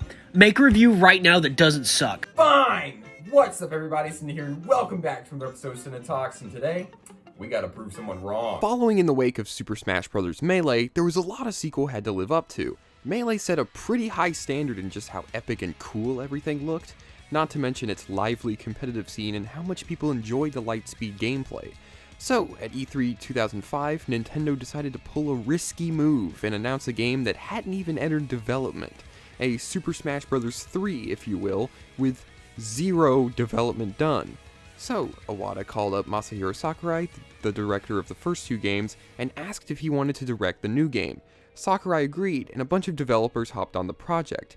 Game Arts, Monolith Soft, and Pain all helped out during development, with Sakurai's own company Sora Limited leading. The game eventually released 3 years later in 2008 for the Nintendo Wii, and to absolutely incredible reviews as well as financial success. But the fans had different ideas. While most fans warmly received the game upon release, in recent years people have become much more critical of this entry, often claiming that Brawl is the weakest Smash Bros. Of them all, since it took out a lot of what people liked about Melee, as well as being slower and just less fun. But the question must be asked, are they right? Let's find out. My personal experience with Brawl can be summed up as, I was curious. Smash 4 had come out a year or so prior, and I was curious about the history of the series. Brawl was a game that seemed very interesting because I had a great interest in the video game museum aspect of Smash 4. The trophies, their descriptions, and music available were a shockingly effective advertisement for a lot of other games, getting me into series like Metroid and Zelda, as well as just being really cool and interesting, with Brawl also having stickers, which were little collectible PNGs, as well as all these other collectibles, combined with a single-player mode titled the Subspace Emissary that people seem to like, made Brawl look really enticing, and so I got the game as a Christmas present. First impressions, this game is dry. This visual style is just so boring. Now I know that washed out realism was a really popular art style back in the early to mid 2000s. Games like Zelda Twilight Princess, the Metal Gear Solid series, the Halo series, Call of Duty, and even the Metroid Prime trilogy used this style. But whoo boy am I glad we're past that era of every single location looking like it has 0 humidity. Like, how does this jungle look like pixelated dust should be erupting from the grass? I mean, come on, Brawl has a stage that shows what 1-1 from Super Mario Bros. Looks like in the future, and what do you know? It's a desert! Just a little tangent here, but I do believe that the new stylized realism art styles look leagues better. Even if I'm not a huge fan of the game, Super Mario Odyssey's art style is perfect. For example, there being little scuff marks on the bullet bills and Mario's overalls being super detailed. In Brawl, things look too detailed. They made Wario look real. And now for the actual gameplay. Ooh. I'm just gonna rip this bandage off right now. I haven't played Melee. Yeah, whatever. One of my best friends owns a copy, and whenever we get together, I immediately pick Mario, jump into Final Destination, and try to wave dash until I get bored with how gross the controls feel, and I didn't have any GameCube equipment as a kid, so I didn't have the chance to play it as a wee lad either. So we're jumping from 64 to Smash 4 to Brawl. And this game feels odd. It's really hard to explain, and most likely just a I'm used to the newer games problem, but this game is really floaty and really slow, and that wouldn't really be an issue, except the controls just feel weird. After playing the game a bit to refresh myself on how it plays, it's not as bad as I remember, but the game is just so slow. It feels like the game eats my inputs. But Brawl does have a buffer system. It's sort of like trying to quickly input a huge math problem on one of those tiny calculators from the dollar store. More minute gameplay stuff, shields in this game just evaporate. It feels like tanking 1 or 2 hits puts you in peril with just how fast shields deplete holding them up. And again, haven't played Melee, but I don't think they were that fragile in that game. But there might be the argument of Brawl nerfed shields to make dodges better, but grabs are really good in this game, since there's a ton of chain grabs and wobbling with the Ice Climbers returns from Melee. So Brawl ends up being this odd game where nothing really feels viable. Like, hit stun's really low in this game, too, so combos are also nerfed hard? Items return from every game so far, with the very notable addition of assist trophies. Yes! The kinda characters! Ranging from Little Mac to Lakitu and Spinies, these bad boys help you out in battle. Neat. Plus the Smash Ball. Raging competitive bias aside, I gotta admit the Smash Ball is cool. They let you pull off a final smash, a final attack, if you will, that tends to reference the character's original games and deal crazy damage. Also neat. Alright, let's just get this out of the way. Tripping. When you dash, there's a 1% chance of just falling. No way to turn it off either. And while this sounds absolutely awful, I just don't mind? I don't know, it just doesn't show up enough for me to have any controversial opinion on it. The only thing that comes to mind is that it is really unhealthy for competitive play, but given that Brawl was a game meant to kind of squish the gap between hardcore and casual players together, this makes a lot of sense.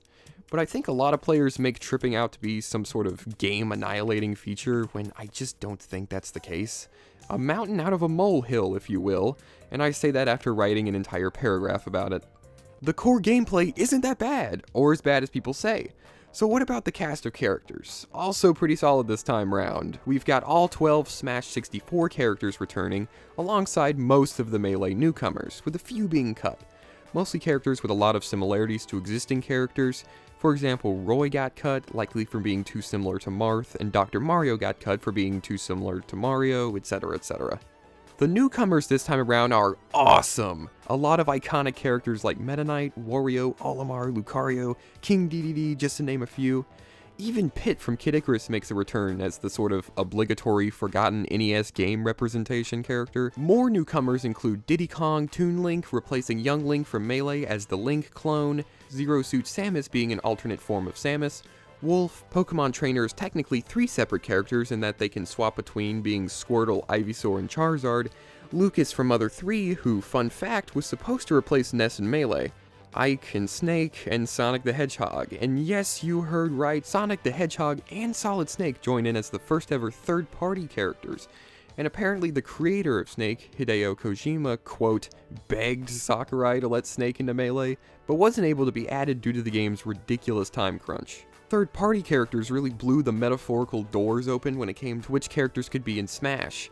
Originally, the idea was that only first and second-party Nintendo characters were included, but now all kinds of newcomers could join in. Requests poured in for all kinds of third-party characters, and while Sakurai was hesitant about having third-party characters in Smash, I think I speak for most of us when I say that Smash Bros. Wouldn't have the status of a video game museum it does now without the inclusion of at least a few third parties.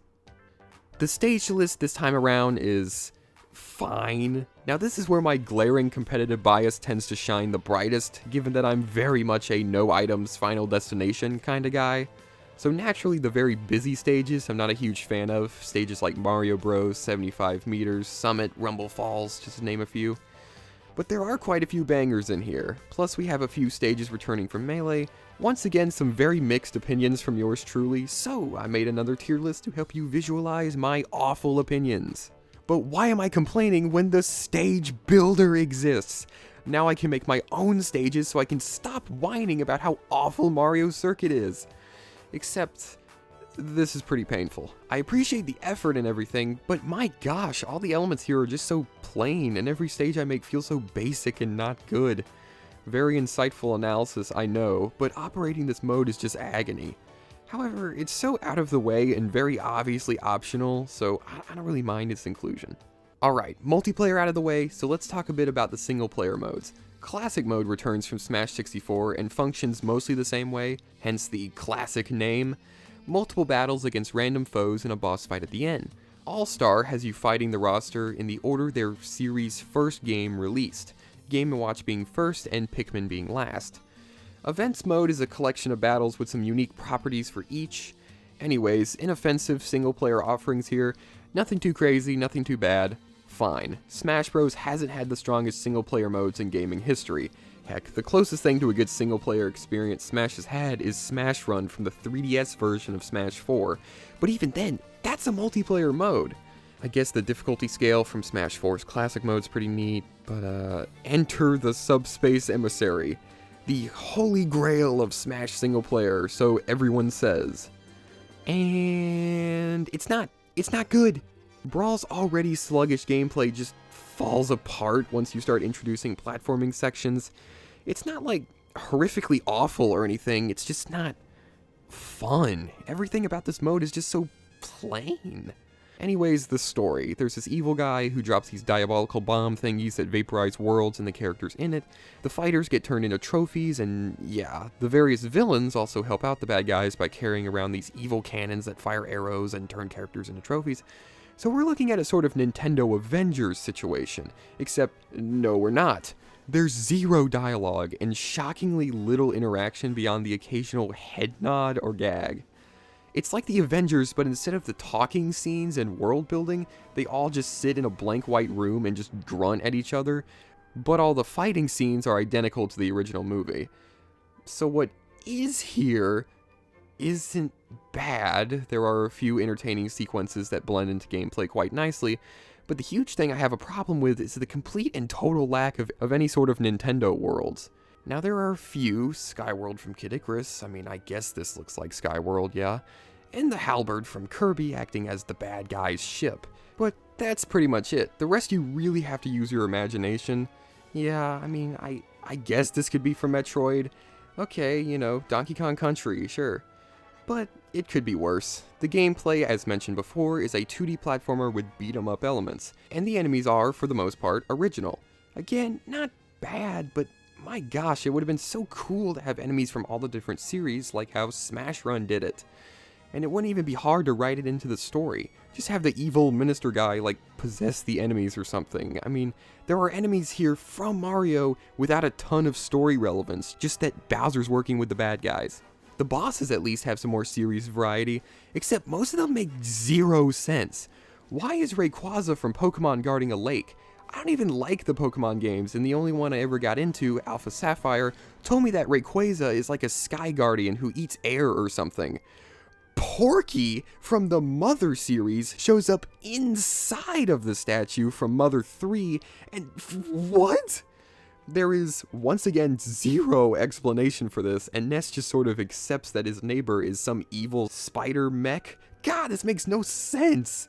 Confusion aside, this mode is fine. It's kind of neat how they gave Rob the robot some story significance, but that's about it. The Vault. Hoo boy, this is what makes Brawl actually good. All of the weird, funky gameplay, mediocre single player, don't care. This is what makes Brawl cool. There's so much here. Trophies returned from Melee that I didn't play, that showcase some characters and items original to Smash Bros, as well as from various gaming universes, having a cute little description that tells you about it, and even listing the games where the trophy originated. Really neat stuff. There's also the coin launcher, which is a great way to earn trophies. It's a really simple game, mostly just spam A whenever a trophy passes by, but it's amazingly addicting, and a fun little thing to just burn a few minutes on. Stickers, little collectible pictures, are introduced in this game, acting as an extra way to represent these series outside of trophies, and are honestly a great addition. Stickers and trophies together create this feeling of variety in what you collect, instead of it just being trophies, or just being stickers, which is how Smash Ultimate felt, with its spirits and omission of trophies. Also, apparently, stickers act as boost for your characters in Subspace Emissary, but I didn't find myself using it much throughout my first playthrough, but customization is cool, I guess. Masterpieces are a new addition to the Smash Bros. Series, being comically short demos of Nintendo games, and the obvious joke is, look at how short these demos are! I mean, come on, 30 seconds of Donkey Kong? What's the deal with that? But this makes sense. You don't want people getting a lot of value out of these games, especially when the Virtual Console just launched. Except I gotta add, thanks to a credits warp, speedrunners found out how to beat the demo for Zelda Ocarina of Time before the time ran out, which is awesome. Another collectible are the CDs, which contain music tracks, and these are lame. They'll sometimes appear in battle and despawn in like 5 seconds, so the optimal way to collect music is to just go into Stage Builder and just scam the game into giving you them by building a stage meant specifically for grinding. It's still incredibly monotonous and just lame. Oh yeah, the Chronicle, a list of Nintendo consoles and the games that were released on them. This is neat, but serves basically zero purpose other than to just be a list. Plus, you have to unlock the games that are featured on there. For example, for Pokemon Ruby to show up, you have to collect the Groudon trophy. Come on, really? Overall, Brawl is in fact a video game. My opinion on it is that it is in fact the worst Smash Bros. Game. But that isn't necessarily a bad thing. Smash is an incredible series, and a game being the worst doesn't mean it's bad. It's like saying, wow, this is some really bad gold. Like, it's still gold, it's still valuable, and that's how I feel about Brawl. It's a weird game, but a game that deserves respect all the same. There. How was that? I mean, I'm a supervillain, so I'm just gonna lie and say that it sucked, even though it was like a 6 out of 10. Yeah, we take those.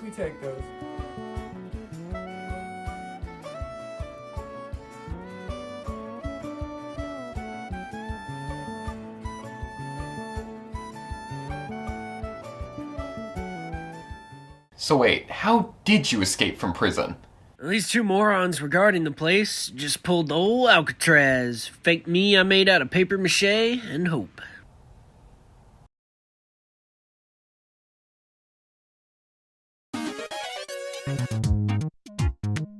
So, what do we do this time?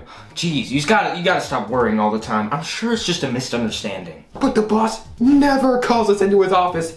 Last time he did that was when we were playing with the airlock. Maybe it's because I ate a cinnamon roll. Listen up.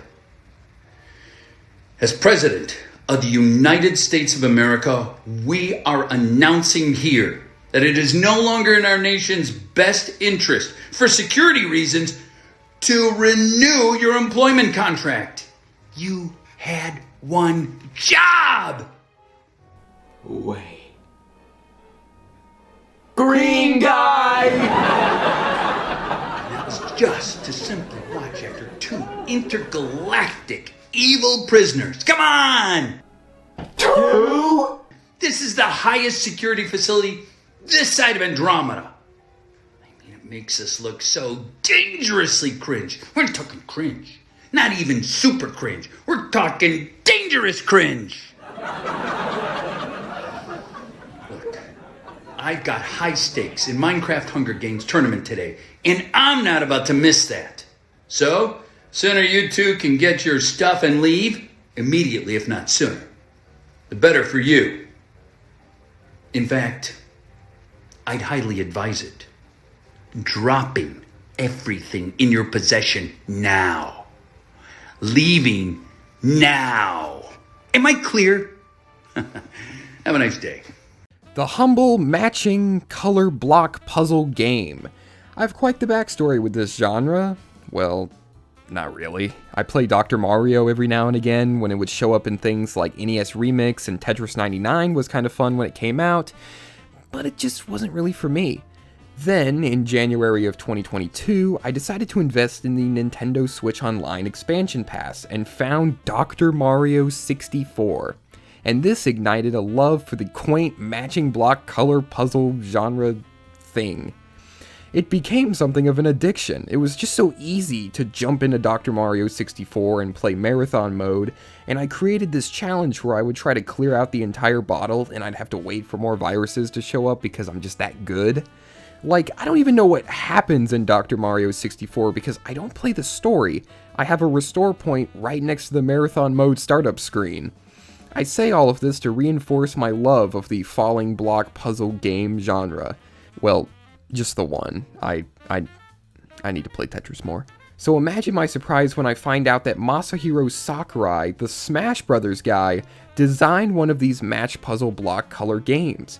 Meteos was released on the Nintendo DS in 2005 and was developed by Q Entertainment, known for games like Lumines, which seems to be a sort of rhythm puzzle game, and it was published by Bandai in Japan and Nintendo elsewhere. And it released to pretty astounding reviews, but from my Wikipedia-heavy research, it seems like it wasn't a financial hit, only selling roughly 250,000 copies despite hitting number 1 on UK sales charts soon after release. Alright, let's go ahead and boot up this bad boy, and we're greeted with a quick introduction to this world, a fairly well put together intro sequence. Apparently the Meteos are the diabolical blocks of doom, and by sheer luck, all these different planets found out that matching 3 of them together would shoot them back into space. And a starship sets off to blow up Meteo, the source of these diabolical blocks. Something to note is that they specifically mention by chance 3 Meteos locked together, and it's a small detail, but it's neat since in these puzzle games, blocks do accidentally match together sometimes. Anyways, the main menu here absolutely reeks of Smash Bros. I really wanted to steer away from these super obvious comparisons, but Sakurai did design this game. I mean, come on, that's the same font and everything. That classic menus behind menus design that Sakurai games tend to have.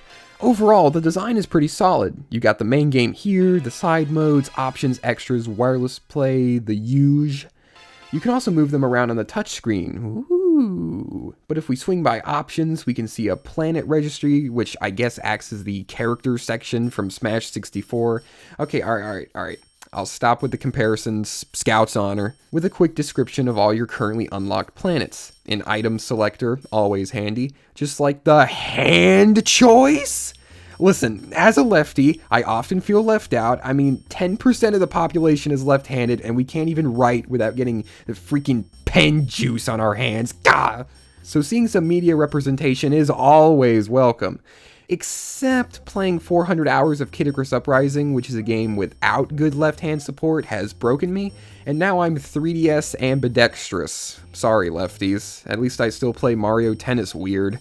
The actual extras tab is shockingly devoid of extras. There's a sound test and also a stats menu showing things like playtime versus matches played, etc, etc. But I bought this game from a retro video game store, and the first powered on date is Christmas Eve of 2006, which is just so neat to me. Some fellow likely wanted Meteos.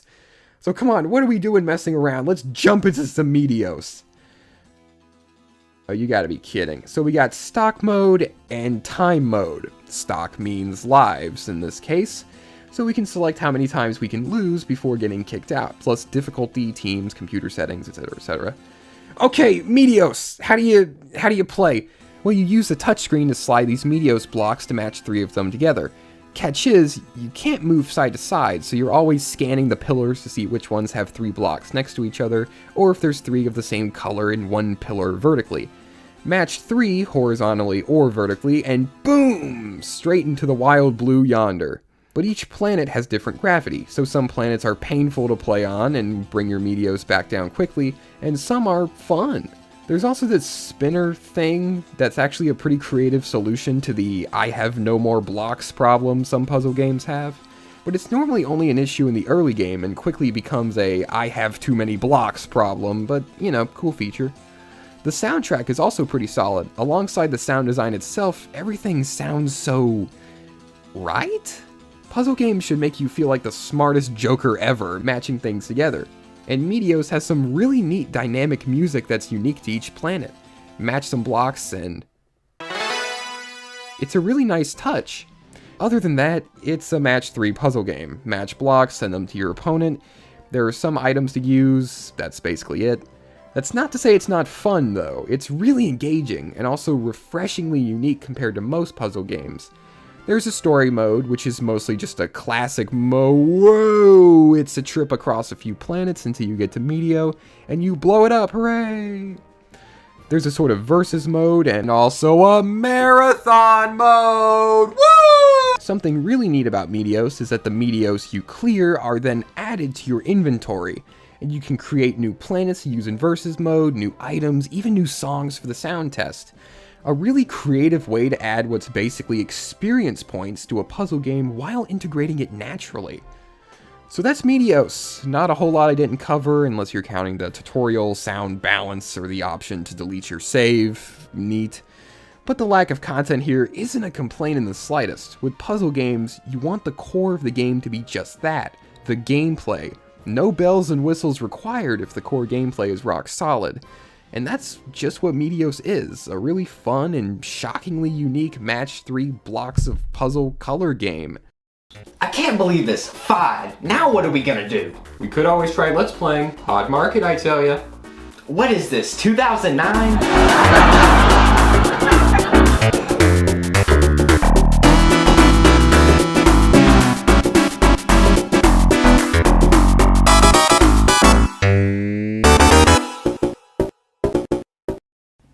everybody? What's up, everybody? What's up, everybody? Who are you What's up, talking everybody? to down here? I hope you're making a new episode of the show.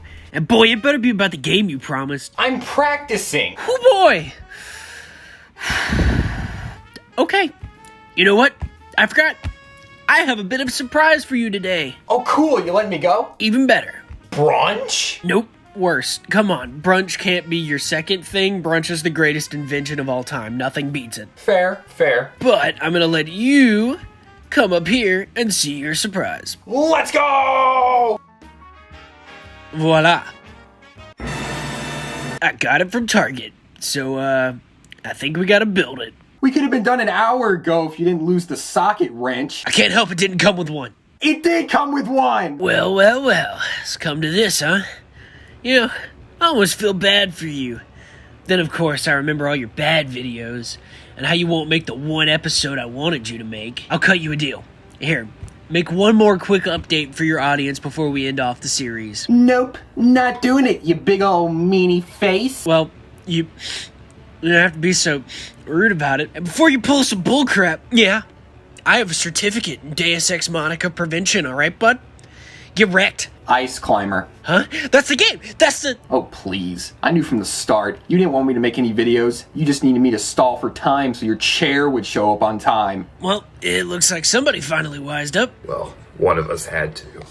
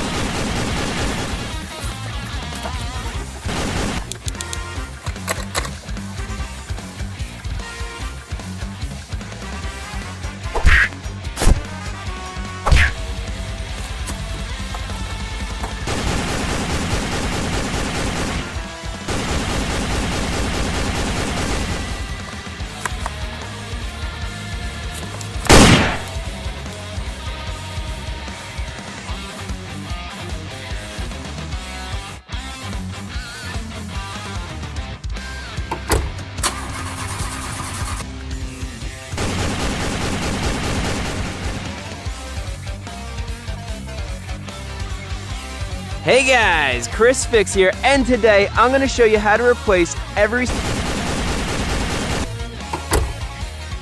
No. That was a project car. He doesn't even know how much money I sunk into that thing. Luckily, I planned for something exactly like this.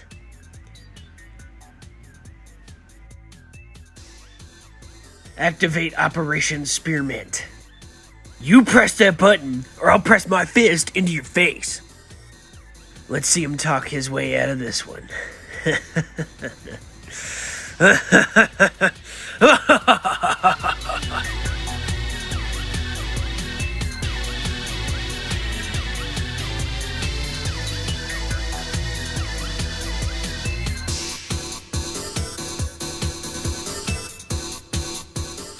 What's up, everybody? Cynda here, and welcome back to another episode of Cynda Talks. The cryptocurrency guy. Yeah. As I've already told you, I ditched that title a while back. I'm moving on to a exciting new concept. Revenge. So wait, how did you escape from prison? Well, these two morons regarding the place just pulled the whole Alcatraz.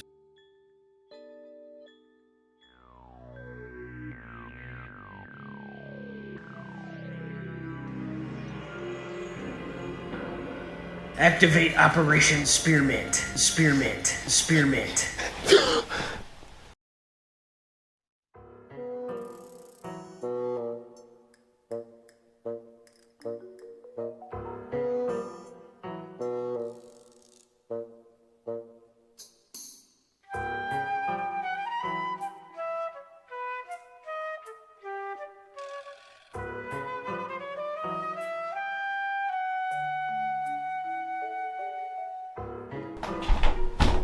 Oh, hey guys. Listen, I had the craziest dream last night. I dreamt I was in like this weird, like a gaming compound or whatever. And then there was that green guy from last year. He like kidnapped me and forced me against my will to make videos. But, things seem to be normal now. And, like, it kind of reminds me of this dream I had as a kid where, like, evil Donkey Kong turns towards the camera and then I woke up out of fear. You know, bad example, I know, but at least it's over now. But the green guy nightmare felt real.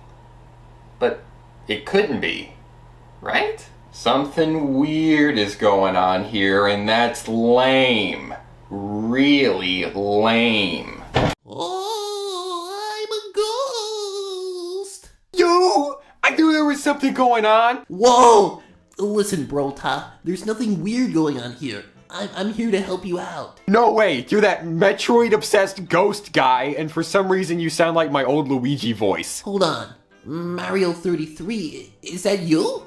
Whoa! Hey, let's not get, carried away. You have to be. Dude, I'm your biggest fan. I used to watch all your Let's Plays back in the day. Oh my gosh, they were always so much fun. Paper Mario, Galaxy 2, oh man, no way am I meeting the real Mario 33. No fanboying. Why are you here? I'm here to get you out of here. More importantly, where's here? This is my house. I'm gonna keep it real with you. I'm not sure. All I know is that my mission is to keep you safe. Aw man, just think about it. Mario 33 and the ghost of Let's Play Past working together. No, seriously, what the heck is going on here? Whoa! A Hallmark movie? That appears to be the case. Oh my gosh. What are we gonna do? I've seen this before. You have? Yeah, us ghosts have a pretty good grasp of how these dimensional paradox dealios work, but this one's kinda rare. How so? Look at this place. Just the energy, it's all so sickeningly basic. Well, there's gotta be some kind of explanation, right? Nope, this is definitely it. So, is there like a plan or something? Well, Mario 33, there is one way out of here. We gotta get to the end of the movie. No! Yup, at least I get to spend so much more time with my favorite YouTuber. Aw, shucks. You don't have to say anything like that, but do you know anything about Hallmark movies? There's dating, love, Christmas sometimes, Yeah, that sounds about right, yeah. I just got the greatest idea ever! You could review a Hallmark movie. No, absolutely not! What's up, everybody? Cynda here, and welcome back to another episode of Cynda Talks, and it's been too long. Hallmark movies were invented by Johnson Smith in 1970 as a way to torture prisoners of the Vietnam War. However, his movies were deemed a direct violation of the Geneva Convention, and were subsequently condemned for being too vile and cruel for even the most heartless of the captured commanders. Johnson, however, was a stubborn fellow. He quickly reworked his idea into something that could be broadcast on national television without causing the collapse of our society. Enter the humble Hallmark movie. Most commonly, rom-coms are the extremely watered-down version of the torture method. Okay, none of what I just said was true, but imagine how crazy it would be if it was. Today we'll be reviewing A Dash of Love, released in 2017 to oddly vague reviews. The Wikipedia reception section seems oddly lukewarm, yet it leans positive, I think. So we immediately start out with a pop song and our main character Nikki announcing that she's trying to find another job, with her best friend Angela, who acts as a much needed voice of reason throughout the movie. But 6 minutes in, and Nikki has mentioned wanting her own restaurant twice. Boy, I wonder what happens in the end. Oh wait, it says it in the plot description. Okay, so Nikki, our main character, wants to work for Holly Hansen, who's a bit of a control freak and isn't a fan of the recipes being changed, even though they're not that good. Nikki then meets the chef guy who got in trouble for wanting to change Holly's recipe, okay? Anyways, she gets a job as an assistant at Hansen's and runs straight into, guess who, it's Chef Guy. Anyways, Nikki gets locked in, and in the span of about 3 minutes of runtime, cooks a beef stew, which Holly consumes, and then gets straight up Anton egoed. Nikki and Paul, aka Chef Guy, start to hit it off, because of course they do, and also, Paul thinks Nikki's freestyle cooking style goes crazy. So they're gearing up for Valentine's Day, because of course they are! Paul finds out that Nikki volunteers at a local soup kitchen, and they cook together, and Paul says it's better than working for Holly. Anyways, Nikki frequents a place called DeLucci's, which is, guess who? Paul's last name! She's already home slices with his parents! So Holly's trying new stuff to try not go bankrupt because she's losing relevancy, and she's literally stalking Nikki on the security camera, which I'm like 100% positive is like 8 different workplace violations. Holly's investor is impressed. Holly then discovers our dynamic duo baking a masterpiece together, and we find out that Nikki and her ex broke up on Valentine's Day because he didn't support her dreams. Anyways, they get fired for, quote, going on a date and such. Nikki and Angela find out that Holly has been straight up swiping Nikki's recipes, and Angela says Holly is going to remodel and use the new menu right after Valentine's Day. Nikki and Paul decide to open up a pop-up restaurant using Gus's place, which is the closing down restaurant in the beginning. Alright, so up to this point, Holly's restaurant is not doing very good. And the 2 main characters have just opened a pop-up restaurant, Valentine's Day themed. I wonder what's gonna happen. Does everyone have their bingo cards ready?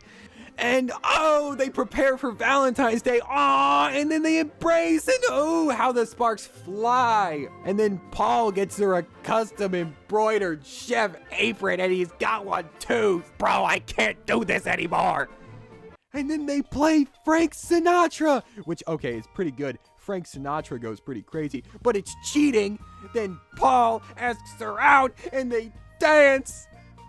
I completely forgot to mention the subplot, because Paul's parents don't have a good relationship with their son, because their son wanted to go to Europe and go to fancy cooking school, while the father wanted to stay home and be a humble baker.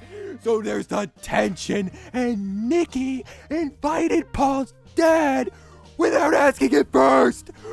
Whoa, drama alert! And then Holly shows up and blames Nikki for stealing all the recipes. So apparently after this story leaks, every single reservation for the pop-up restaurant just quit. And I mean, I don't know, kind of sounds like a fickle bunch, but okay. I seriously doubt that, everyone would cancel like at the same time, but okay. So after all of this drama, Paul just sort of leaves because he's insulted that Nikki would invite his judgmental father. But anyways, Paul's like, well, I was kind of being lame, so he goes and makes amends with his dad almost instantaneously. And then Nikki goes in, slams Holly, and the investor guy who's working for Holly just kind of gets up and leaves. And then Paul reveals that he bought the pop-up, Gus's place, with Holly's investor money, and now it's their permanent restaurant. And then they play Frank Sinatra again, and then they whoa, hey man, what's going on there? So this movie, it's fine. Given the stereotypes about Hallmark movies, honestly, this one's really not that bad. It's more generic. It's very basic. It's sort of like tap water. It's like you just sort of consume it and move on with your life. Like what kind of insightful analysis is there to give? What review is there to write? Like, it's fine. It's like white noise. What does tap water taste like? Review tap water right now. Come on, review it. Go on, go. So how's it going? I see all. So what's the plan? I gotta get a date. How do you have to dress? Business professional. Then let's get to work. On what? Your makeover. Alright.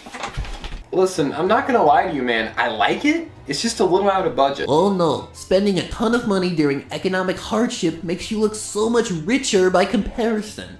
You know what they say, poor financial decisions are cool. Oh, how about this? Whoa, no buddy. We're trying to get you a date, not scare them away. Best restaurant? Whatever she wants. Best show? This one. You're ready, dude. But I'm still nervous. I don't know how to talk to women. I don't know. You'll figure it out, I'm sure. What if I start sweating? Titanium deodorant. What if I pass out? You'll wake up. What if... Shh. Listen, man, do you want to get out of here or not? Well, yeah. Duh. Then you get out there, Casanova. Okay. Yep. Thanks, Mr. Ghost. Yep.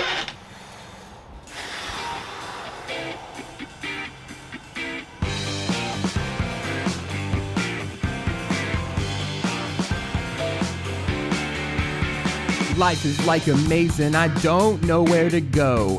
Why is it this difficult to say hello? Love is complicated, or that's what they say.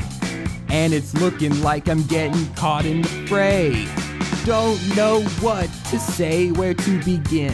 When it comes to conversation, feels like I'm in a tailspin. I wanna do nothing but procrastinate. But if I wanna escape, looks like we gotta save the date.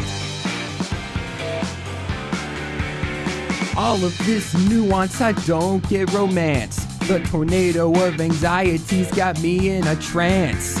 There's little hope in finding a mate, but it looks like we gotta save the date.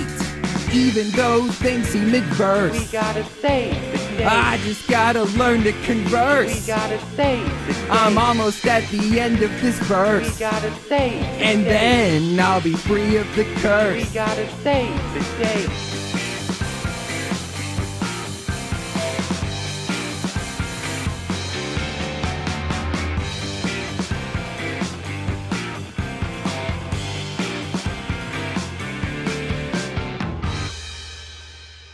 Alright, dude. Run me through the plan again. Okay, you'll head inside. I'll be out here talking to you on this radio. Your earpiece working? Oh, yeah. Yeah, give her a whirl. Dude, I can't do this. Sure you can. I mean, would being stuck in a movie for all time really be that bad? I mean, a lonely heart is better than a broken one. Is it though? Then why do they say that? I'm here. Oh wait, she's waving. Hold on.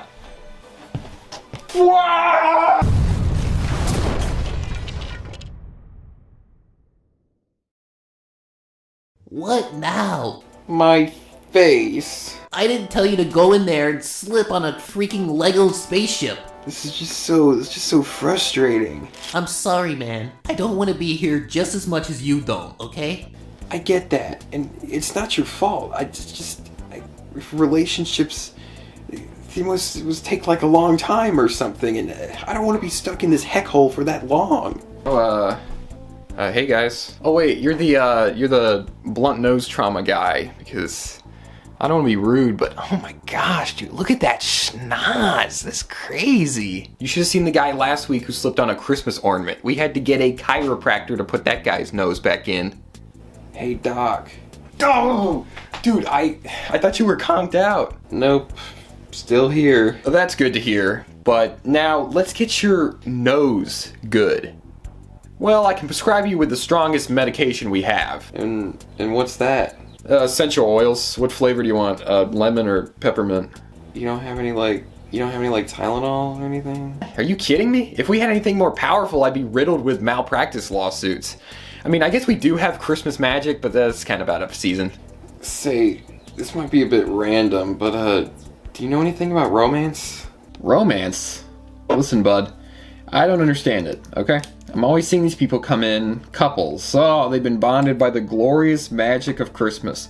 And it's crazy stuff, that Christmas magic, I tell you. If I had any real advice for you, it'd be not to rush things with anyone. It's impossible to cross a bridge if they build it too quick, you know? So, let's say you're dragged into a situation where you have to get into a relationship, or else you won't be able to escape this weird Matrix-like dimension. I'd cheat the movie's logic. Like that medicine, it's just water. Those essential oils are way too expensive.